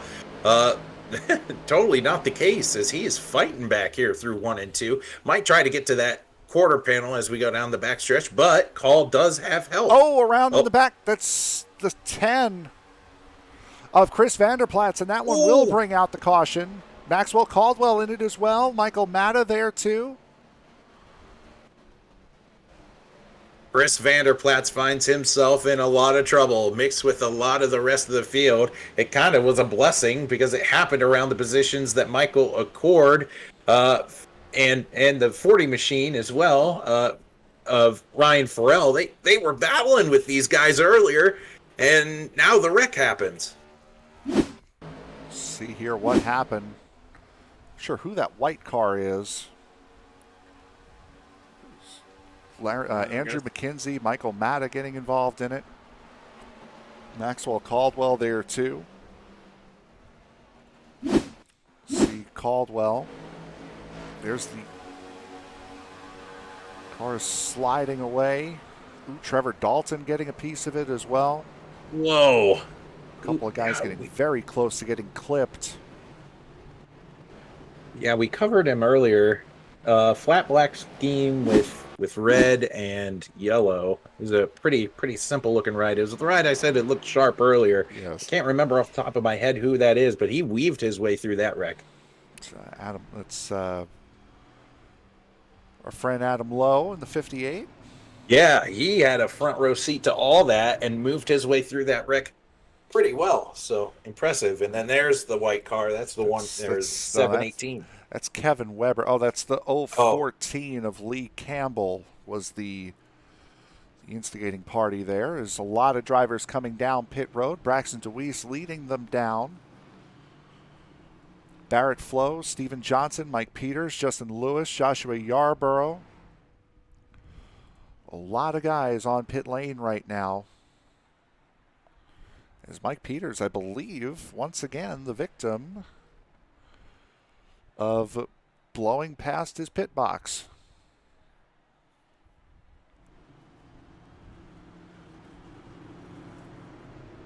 Looking at timing and scoring right now, and it looks like an interesting topic of conversation would be the driver of the 46 Chevrolet, Derek Gilray.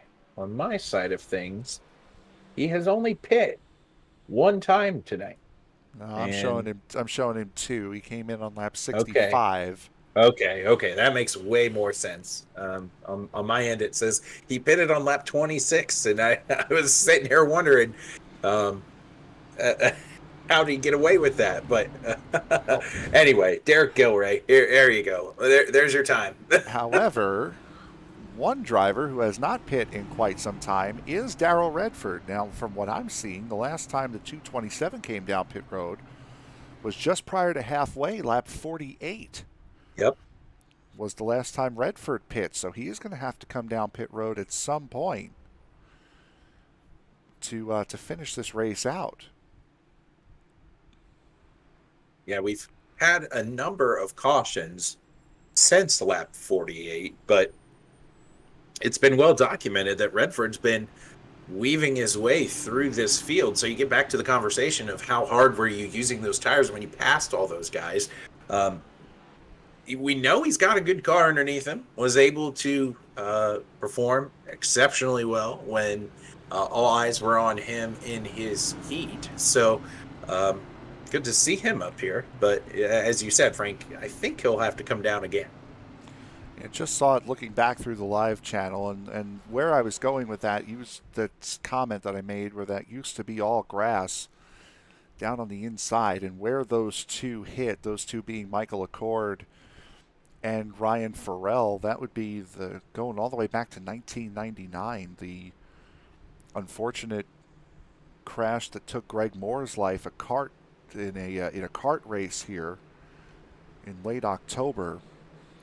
Went through the grass, and pretty much that same opening in the wall is where Greg Moore found himself, and that's where both Acord and Farrell hit here.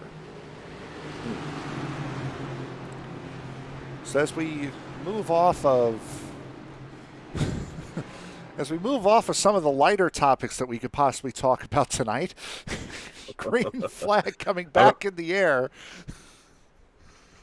There are just some transitions, Frank, that I'm going to let you handle. As they take the green flag here, we see Austin Call and Nathan Bigart move their way through the tri-oval, perhaps gingerly as they make their way into turn one. But the battle will be further on back here. This is Gilray and Michael Acord going at it. And that is Michael Acord for position in the top 10, making side-by-side contact with Michael Matta. So, crash into the inside wall on the back straightaway. You get rewarded with a top 10 spot. Got it. Now I know that for my official races. We've seen it all, haven't we? We've seen people.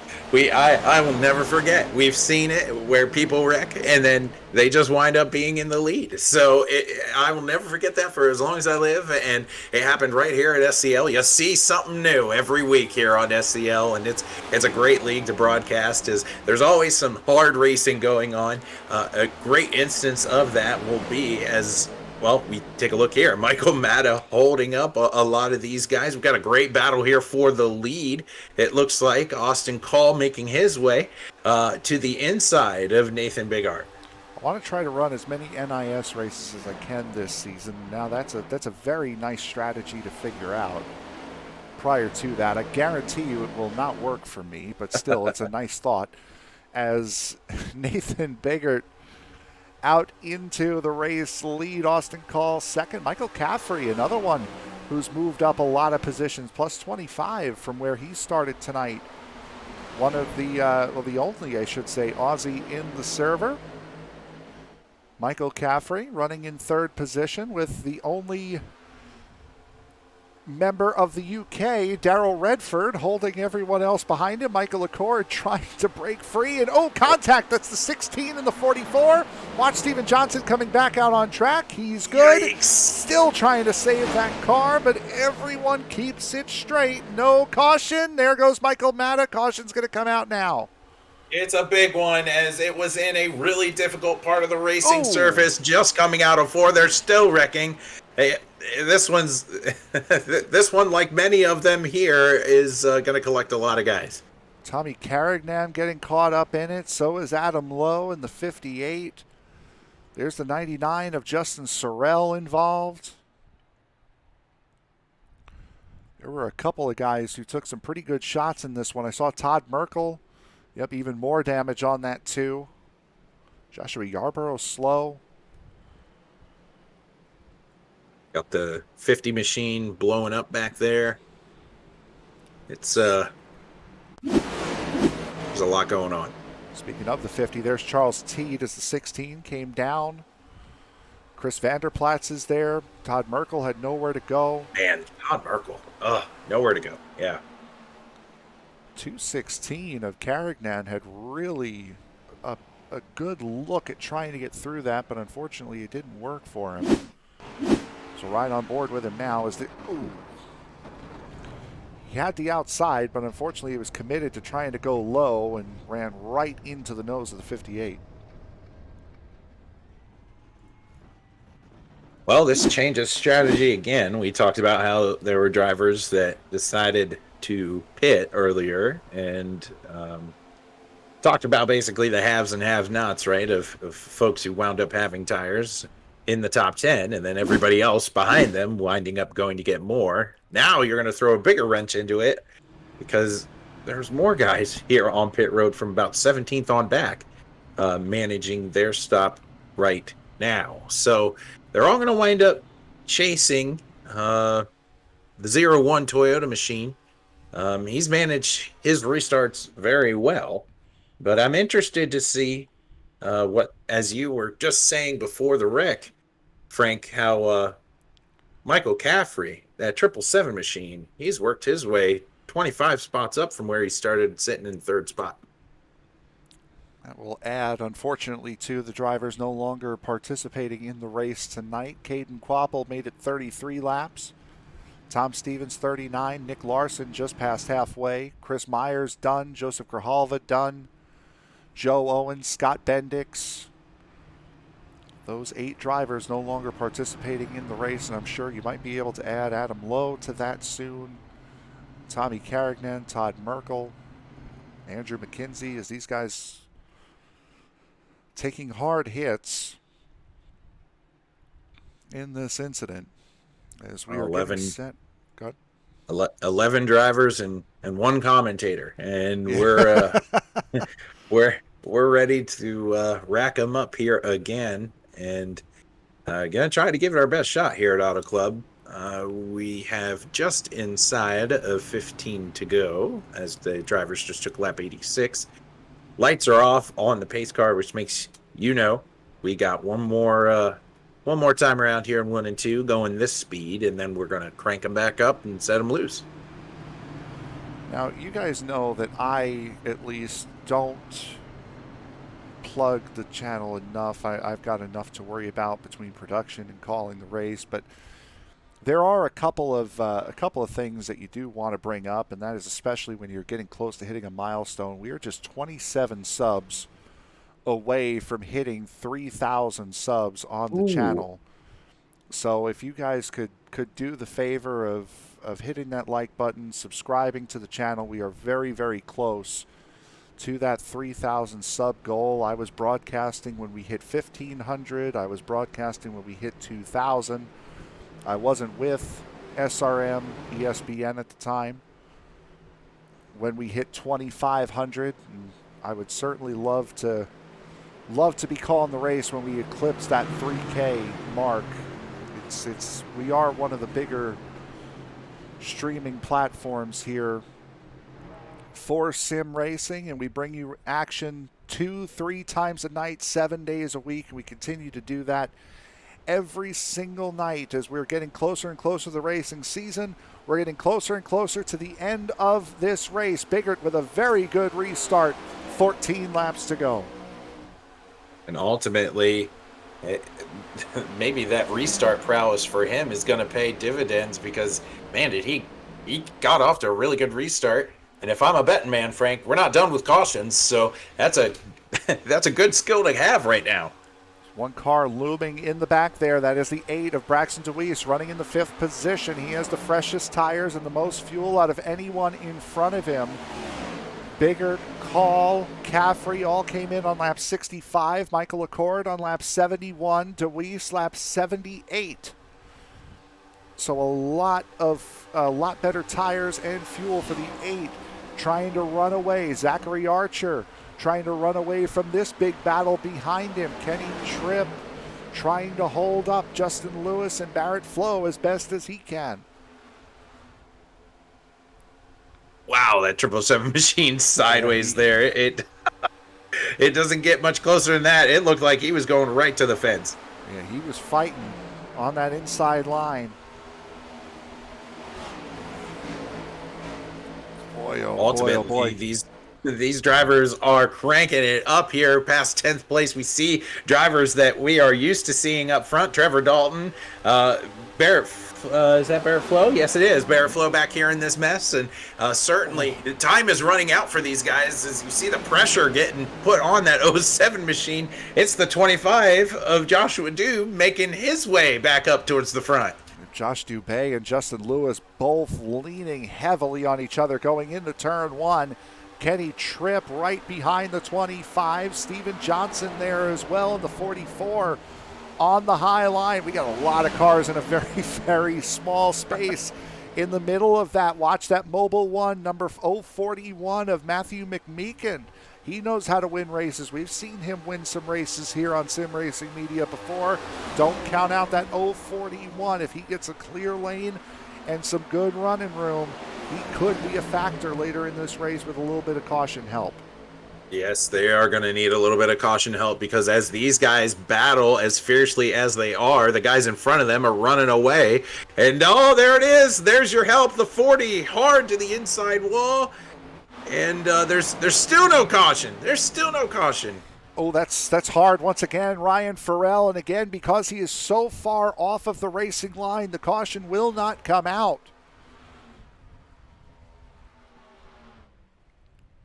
So the 40 of Ryan Farrell, will see what happened to put him down where he was. Second time tonight he's been there. Oh, that's bouncing off McMeekin and then down into the 07. 95 was lucky to escape. Not a hard hit on that inside wall at all there for Farrell. But right now, we got the biggest lead of the night here as Biggert, about a second ahead of Braxton DeWeese and Austin Call, who are battling hard and heavy for second. Oh, both the 17 and the 777 having issues of their own coming out of 4. Caution's out now. Oh, man. Crazy. About the last 3 laps or so, as you see the 46 head first in the outside fence. Derek Gilray. Like he's going to get that rolling. Winner at Daytona last week to open up this season, Derek Gilray. Let's see what happened with him here. Oh, got loose off of turn 4. Redford nowhere to go.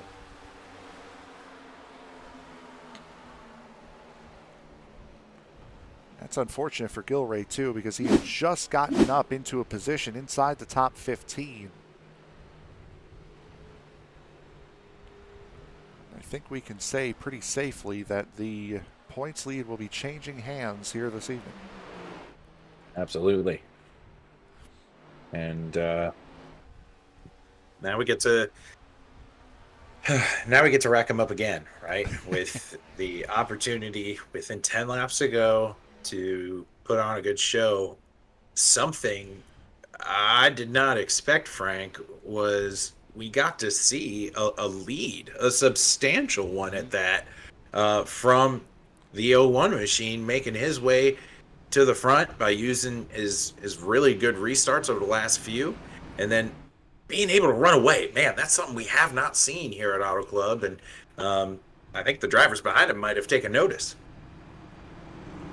Now, a lot of that lead was built up because Braxton DeWeese and Austin Call were battling so hard for second that it was able to give that 01 a little bit of breathing room to get up and run away. I'm noticing 3 Toyotas up in the top 10. Nathan Biggert leading the race. Austin Call running in 3rd, as well as Joshua Yarborough running in 7th. Of the 4 Toyotas that are in this race, there's only 3 of those 4 up in the top 10. Trevor Dalton, who we know has been quick, started 3rd here tonight. Right now running in 20th on pit road, as we see Andrew McKenzie getting one of his laps back in the 6th.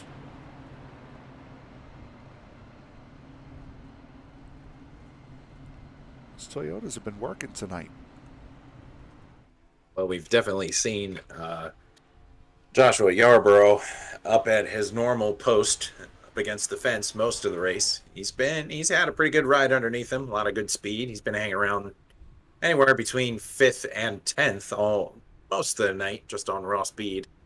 I think the cream is rising to the top. We talked about Braxton DeWeese and his efforts to claw his way back up through the field. He's one spot away from making right on wrecking on a restart.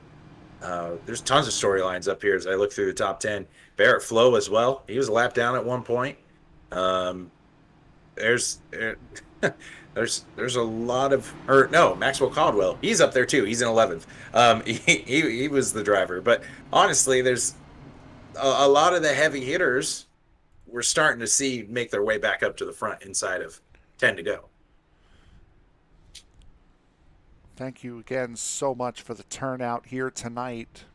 Not just with the series on the racetrack, but with the series in the comment section. And those of you watching, we thank you all so much for being a part of it. This this does not happen without you and your support, as I had kind of mentioned during the last caution. We certainly do appreciate it, and this is... I've been doing this with SRM and ESPN prior to this for about 2.5 years now, and I have not seen in my entire time doing it, calling Daytona 500s, calling Indy 500s, calling the Majors Series, calling a bunch of other big races. This series by far and away has brought the view count and the chat like no other series, and it really makes it a lot more fun. And that's also part of it, is building a community. It's not just watching these races, it's also that community that you build in, or that you're building, and we certainly do appreciate every single one of you that help make not just this series but this channel what it is and what it has become over its 4 years, and getting ready to continue on here into 2023. As I had mentioned, the racing season beginning. We had a lot more series coming back. The Thunderclap series will be returning soon. But before we get to that, we got to finish this race. Braxton DeWeese on the outside. Nathan Biggert on the inside. A little bit of a tire spin for Braxton DeWeese. He's through into the second position as Biggert has to hold on now for 5 laps. Learning of lessons of the past, I guess. DeWeese makes sure that it doesn't turn into something worse. Now he's just got to get his feet under him, set sights on the leader, and capitalize where there might be mistakes. But you are not going to pass him by just staying right behind him. You have to go where he's not. You might be seeing mirror driving from the 01 from here on out. No, that draft is going to help you. As look at the 777 of Caffrey. Looking to the inside of Kenny Tripp. Now to the inside for the race lead. Braxton DeWeese leading on that 01 big time. That's going to allow Michael Acord in the 17 to get a very good run. We sent it into turn 3, and ultimately that was the move that he was able to get beside the 01. Now you got to pinch him down while also understanding there's drivers now to your outside. It's the 17 of Michael Acord. He was in the inside fence about 15 laps ago. And he's going to get a very, very good run coming off of this corner. Biggert looking to the inside. DeWeese throws the block. Biggert is keeping contact with the 8 in more ways than one as DeWeese keeps it straight. Biggert goes to the lead. Now coming under fire from Michael Acord as Kenny Tripp gets loose, as does Acord. We're about 4 wide coming to the line, 3 to go. Oh my goodness, they're still throwing elbows. They're 4 wide for second. 4 wide here for third, and now they're fanning out going into turn 1. Where did Barrett come from in the 95 machine? He's got a shot to win this. Yarborough up against the outside fence. They are roaring here, trying to capitalize. Hard into the outside wall goes Michael Acord, trying to keep that run. Unfortunately, not able to do it. Matthew McMeekin spins off towards the inside wall. Barrett Flo now out into the front as mayhem has broken out here, but we're keeping it straight. 2 laps to go. Coming to the start-finish line, Flo versus DeWeese now for the race lead. What a show we got going on here. I don't think the 01 is quite done with the 8 machine just yet. They were leaning on each other, using one another, but they're all chasing Barrett Flo, who seemingly, like a phoenix rising from the ashes, has made his way back up to the lead. Speaking of a phoenix rising from the ashes, look who's coming up here. Top 5 spot now for Maxwell Caldwell. Side by side, or was side by side for a moment, with Steven Johnson. Barrett Flo has some breathing room going into turn 3. DeWeese is going to close the gap, but how good a run is he going to get? He's going to hit the wall. That's going to afford Barrett Flo an even bigger lead. Yes, we saw the 08 make his way, or the 8 machine rather, send it into turn 3 at one point, tried to do that move again, found the outside fence. Barrett Flo trying to send it into 1. Now it's DeWeese with his hands full of, well, the rest of the field behind him. Braxton DeWeese now turning his attack to defense as Biggert, he's trying to keep him behind him. Maxwell Caldwell going for the 3rd position towards the inside. Justin Lewis trying to get as many positions as he possibly can, but right now no one is going to touch Barrett Flo coming off of turn number 4. 0.8 of a second to the good. Barrett Flo wins the Garza 200 here from Auto Club Speedway as they go wrecking behind him. And it is pandemonium behind him, as you talked about, Frank. Where did Barrett Flo come from? He just kind of weaseled his way up through the field, ultimately putting together the winning ride. I can't wait to talk to Barrett Flo tonight. That was awesome. What an effort by the 92 machine. There's tons of stories looking here through the top 10. Can't wait to cover them all here with you, Frank. What a closing stint we got treated to tonight. That was amazing. Barrett Flo was about 10th when that final restart happened. Made a little bit of contact with Braxton DeWeese, and he was the benefactor of that 4 wide. Once the 17 got loose and into the outside wall, it was the lead for Barrett Flo to stay, as Barrett Flo will come away with his first race win of the season. And I don't remember whether or not he won a race last season. And how about the car that just pulled up? Maxwell Caldwell. He got caught a lap down after not pitting under an early caution flag, got the lap back early, and it seemed like every time he got up into the top 10, he would get involved in a wreck that would send him to the back. This time, coming home in 3rd position. What a run for the 94 as well. The theme of this evening, perseverance, overcoming adversity, certainly. All of our top 3 drivers, right? We didn't see a whole lot out of Barrett Flo for a lot of this, and he winds up snagging the win away. And 2nd place, we covered extensively. Braxton DeWeese's journey from missing a gear, spinning out, and then you just talked about Maxwell Caldwell. What a race! What an effort by these drivers tonight. And right now we have we only have one of our top 3 finishers right now. We've only got Maxwell Caldwell. So what we're going to do is we are going to go from 3rd to 1st here tonight. So Zach Woods, you are with our 3rd place finisher tonight, Maxwell Caldwell. Maxwell, you were on fire there for that last probably about 4-lap stint. Did you think that it was all going to land in your lap as you maneuvered your way from about 11th to, well, winding up 3rd at the end of this thing? No, honestly. That was a tough fought 3rd. Had to drive super hard. I didn't drive anybody dirty, but like I couldn't give room at the end, and we were all just tight, and I feel like a couple guys were right on my door and kind of got up into the wall there at the end, so I apologize for that. I wasn't trying to do any of that, but just, man, not a lot of respect out on the track here tonight. It's kind of a bloodbath, to be honest. So to come back for 3rd is crazy, because I thought once we went a lap down, we should have pitted that first freaking pit stop, but we didn't. Tried to stay out thinking we had 7 or 8 guys staying out, thought the old tires would be good. They weren't. They blew right by us. So to come back and just be 1 position behind Braxton is good. That's kind of who I'm measuring up to as far as the championship run goes. But really thought I was going to get 20th after the way all those wrecks were, man. Just getting punted into them after being on the brakes to avoid. It's kind of silly. And just watching a lot of guys just cut each other off and wreck each other on their nose just because they're not looking at who they're around. So hopefully next week at Motegi's better. This was fun when everybody was clean, but, man, just too many wrecks tonight. Certainly was a difficult race in terms of trying to keep the car clean. You fought back from being pretty substantially back in the pack, seems like multiple times tonight. It just figured that you wanted the most cars passed award this evening. But what was, from a driver's standpoint, one of the biggest struggles for you, just operating the car as you were in the back so often? What was hard about maneuvering your way through the field? I'm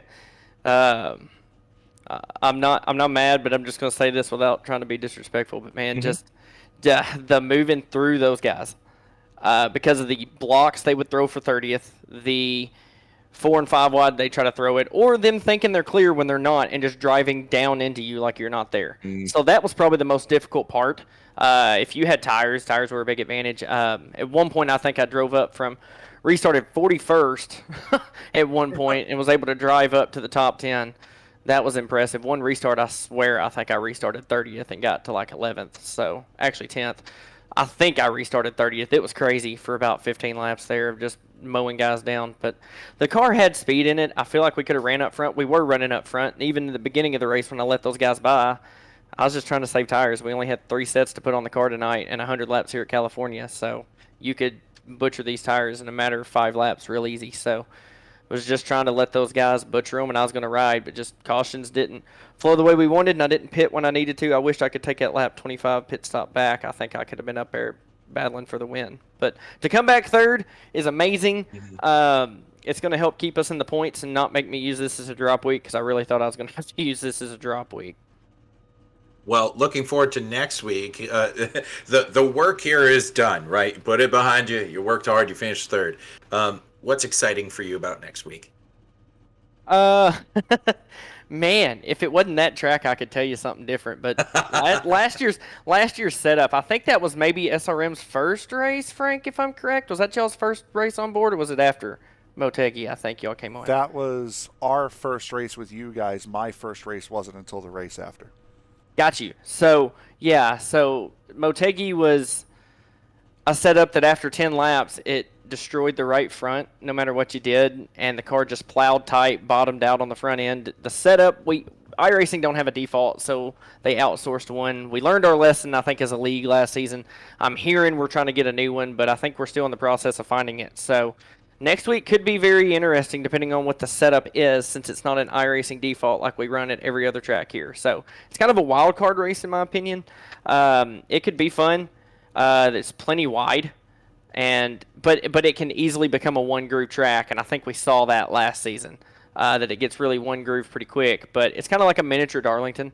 You got 2 different corners, and the big one kind of gets real nice and loose, but then the other one you're trying not to hit the fence and mow it down. So looking optimistic about next week. Just we didn't run very well there last season with that setup. I like to drive off the right rear, not the right front. So hoping we have a looser set, but if we have this many guys there at Motegi, it's going to be interesting. Kudos to the league for getting a full field and actually having to run a heat race with 8 drivers in it. I believe that made it 49 people total that entered the room, so that's incredible compared to last season. So to have all those cars in a full 43-car field and come home third, proud of that. But yeah, next week's going to be tough. All right. Well, Maxwell, you did a great job. Finished third tonight, snagged that podium finish. I'm going to leave this up to you for thank you, sponsors, and shout-outs. Absolutely. First and foremost, got to thank my Lord and Savior, Jesus Christ. Without him, I wouldn't be able to get to have all this fun and meet all these great guys and be able to come talk to you fantastic broadcasters that do a great job. So thankful for him for allowing me to do this and for my salvation. It's great. Jesus is awesome. And then got to thank my sponsor, man, Merkel Racing Engines. Todd renewed this season, especially after last season. He was real pumped when we finished 1-2 in the Merkel Racing Engines 150 there at Atlanta to end the season. So got him the championship. Trying to go for 2. There's a lot of pressure on me to go back-to-back for Todd here. So a 5th place at Daytona, which amazed me, and then a 3rd place here. I think it's off to a good start. Just was looking for more tonight. But, yeah, thankful for my sponsor there and just my teammates, Austin Call, Derek Gilray, Mike Peters. There's so many guys. Justin Lewis, big channel of about 8 of us there trying to just work together. And at times we had the racing control, at times we didn't. But those guys are always there. We're trying to better each other. We're not hiding anything from each other. So thankful for those guys. And finally for y'all for the broadcast, man. I mean, I go back and watch these things, and y'all have a professional grade broadcast y'all put on. And it's real impressive, and we're blessed to have y'all here in SCL. Well, just a user warning, the first 48 laps of this contest, I was speaking through the wrong microphone. So tamper your expectations for the first half of this one. But that's our defending champ, Maxwell Caldwell. Thank you so much for your time. Go enjoy it. Yes, sir. See y'all next week at Motegi. So that was our 2nd place finisher, Maxwell Caldwell. We'll now bring in our 2nd place finisher tonight, Braxton DeWeese. Braxton, A solid race for you, I will say. Up towards the front most of the night, battling up at the front for a majority of the race with a bunch of different people. What was it like being up at the front here tonight, putting on the show that you guys were putting on?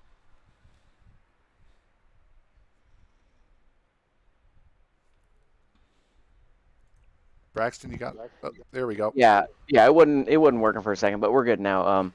What it was like to be up front. It was good. That when you're up front, you think you're doing what you're supposed to be doing. I mean, you would think so. It was good being up front. The car was fast. I felt good with it really running the bottom there.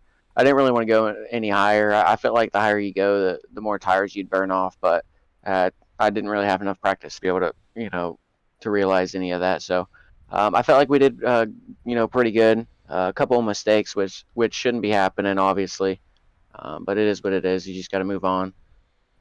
We had a shot to win the race there at the end, but I don't think he was going to make the corner. But we got second, so I mean, can't complain with second.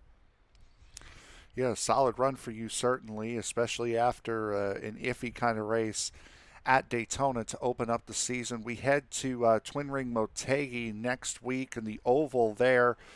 As Maxwell said, it was a difficult race there last time around. What are you expecting from Motegi this time around, and what are you expecting out of the third round of the season?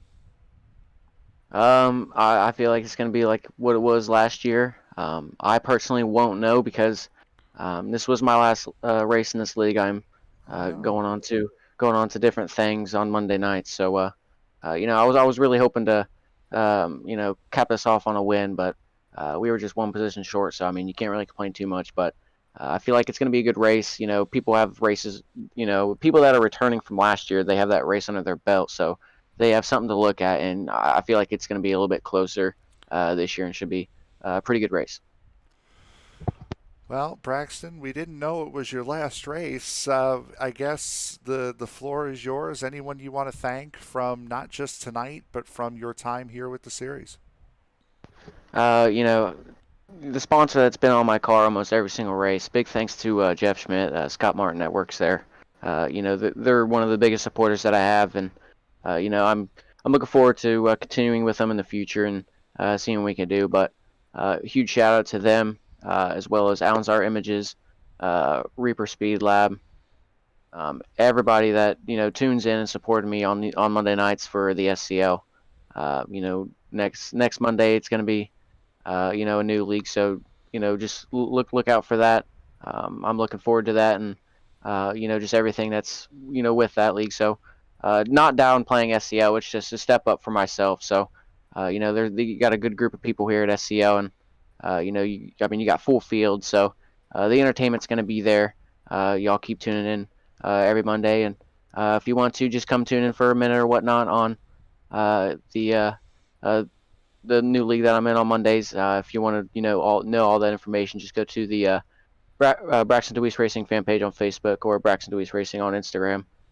We'll definitely let everybody know all the plans and whatnot there. So, just big thanks to everybody, you guys broadcasting. I've talked to y'all a lot, and I'm very fortunate with that, finishing up in top 3. But so some good things come to the end, but hopefully we can just improve from here and see what we can do.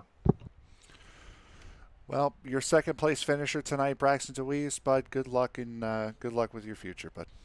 Yes, sir. I appreciate y'all. I'm still in a Sunday league that's SRM broadcast, so yep. I'll be seeing y'all there. Definitely go check out that. It's the VAST Super Late Model Series Virtual American Short Track Tour. I'm in a points lead there, so really looking forward to that. It's a really good Super Late Model Series, and looking forward to that. And I hope everybody takes care and has a good one. Have a good one, bud. Congratulations. I appreciate it. Thank you. And so with that, it took a minute, but with that, we will now send it back to Zach with our race winner, Barrett Flo. Barrett, this is Zach up in the booth. You certainly entertained us for that last little stint there. You came out of nowhere, slicing and dicing.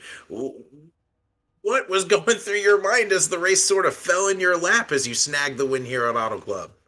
Well, it was just really, to be honest with you, it was luck. The cautions fell our way, and then we I just kind of, sat back and watched everybody burn their stuff up, and if that last caution had to come out, I don't know if we could have done what we did, but the last caution really helped. Yeah, absolutely. And you certainly carved your way through the field, making quick work of all that. But you had a pretty up and down day for most of this race. Um, at what point did you think, "Hey, I got a shot to wind up winning this thing"? And what were some of the more challenging aspects of this racetrack for you as a driver? Well, California to me has usually got a tight setup, and I kind of cater to a tight setup. And in my opinion, this was a very loose setup. Had to be really careful with the throttle, uh, you know, wearing your tires out and stuff like that. And I felt like we had a top 10 car, but when everybody would get fresh tires, I just kind of tried to stay out of everybody's way. But beat a young person like Braxton, I'm probably old enough to be his daddy. That's pretty sweet. Showing the young guys how it's done out there tonight. But looking forward to next week. What are you excited about as SCL winds up going to a different racetrack than certainly styled than the Auto Club here as you wind up going to Motegi? Yeah, I mean, these mile and a half tracks we always seem to do pretty good at. Short tracks, it's kind of hit or miss, but you know, great group of guys, big field. I probably haven't been in a field that big in a long, long time, and to get a win, that's really cool. Awesome. Well, Barrett, I'm going to leave this time up to you for thank you, sponsors, and shout outs after your race win here at Auto Club. All right, appreciate it. I'd just like to thank my teammate Adam and all the hard work Adam and Josh do with the league, and my sponsor Joe Flo Graydon, and just appreciate everybody racing me pretty clean today. All right. Well, that is your race winner, Barrett Flo. Go enjoy this one, man. You showed all the young guys in the field how it was done. Appreciate it. Thank you.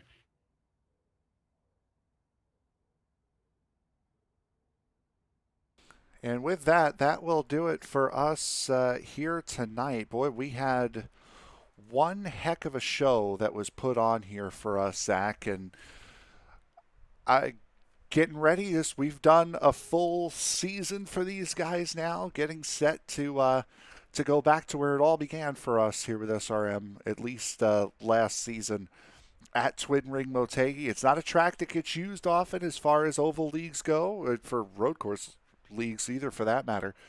It's going to be a very, very fun, interesting night at a track that we don't usually get to go to at Twin Ring Motegi next week. Absolutely, and it is going to be an interesting layout because, as what was talked about before, that's a track where currently iRacing does not present itself with a default racing setup. So you got to go out and outsource and try to get a setup where your league can go out and try it. And there's a lot of trial and error with that. So we really don't know what to expect for next week if they wind up going a different way with their setup providers. So make sure you guys tune in next week because that seems to be a wild card of sorts. And we're only on week 3, Frank. We're only on week 3. We're talking about wild card weeks. If you don't know what the Twin Ring Motegi Oval looks like, basically just think of Darlington but flat.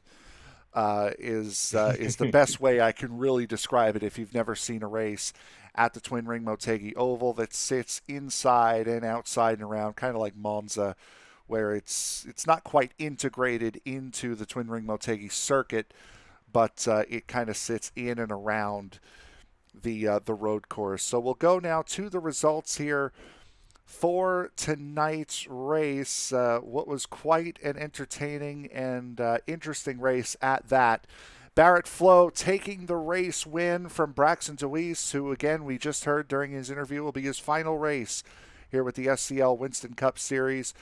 Maxwell Caldwell coming home in third. Joshua Yarborough and Trevor Dalton rounding out the top 5 positions. Steven Johnson, Justin Lewis, Nathan Brown, Justin Lewis, Nathan Biggert, there it is, read, don't think. Austin Call, Mike Peters, your top 10. Eric Schaus, Zachary Archer, Joshua Dubé, Justin Sorrell, and Matthew McMeekin, your top 15. Mark Brown, Michael Matta, Derek Gilray, Matthew Fanuff, Michael Caffrey, your top 20. Tillman Hoyer, David Hanna, Adam Brady, Kenny Tripp, Michael Acord. Boy, Michael Acord had a really good chance at winning this race. Comes home the final car on the lead lap in 25th position.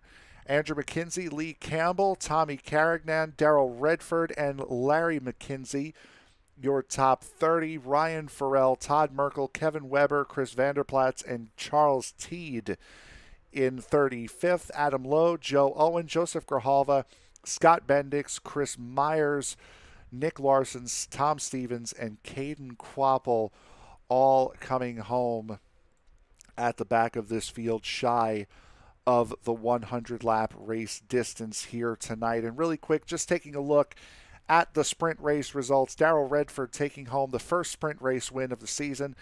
Caden Quapple, Joe Owen, your top 3 that transferred into the race. Matt Metler, Devin Ray, Daniel Cruz, Miguel Correa.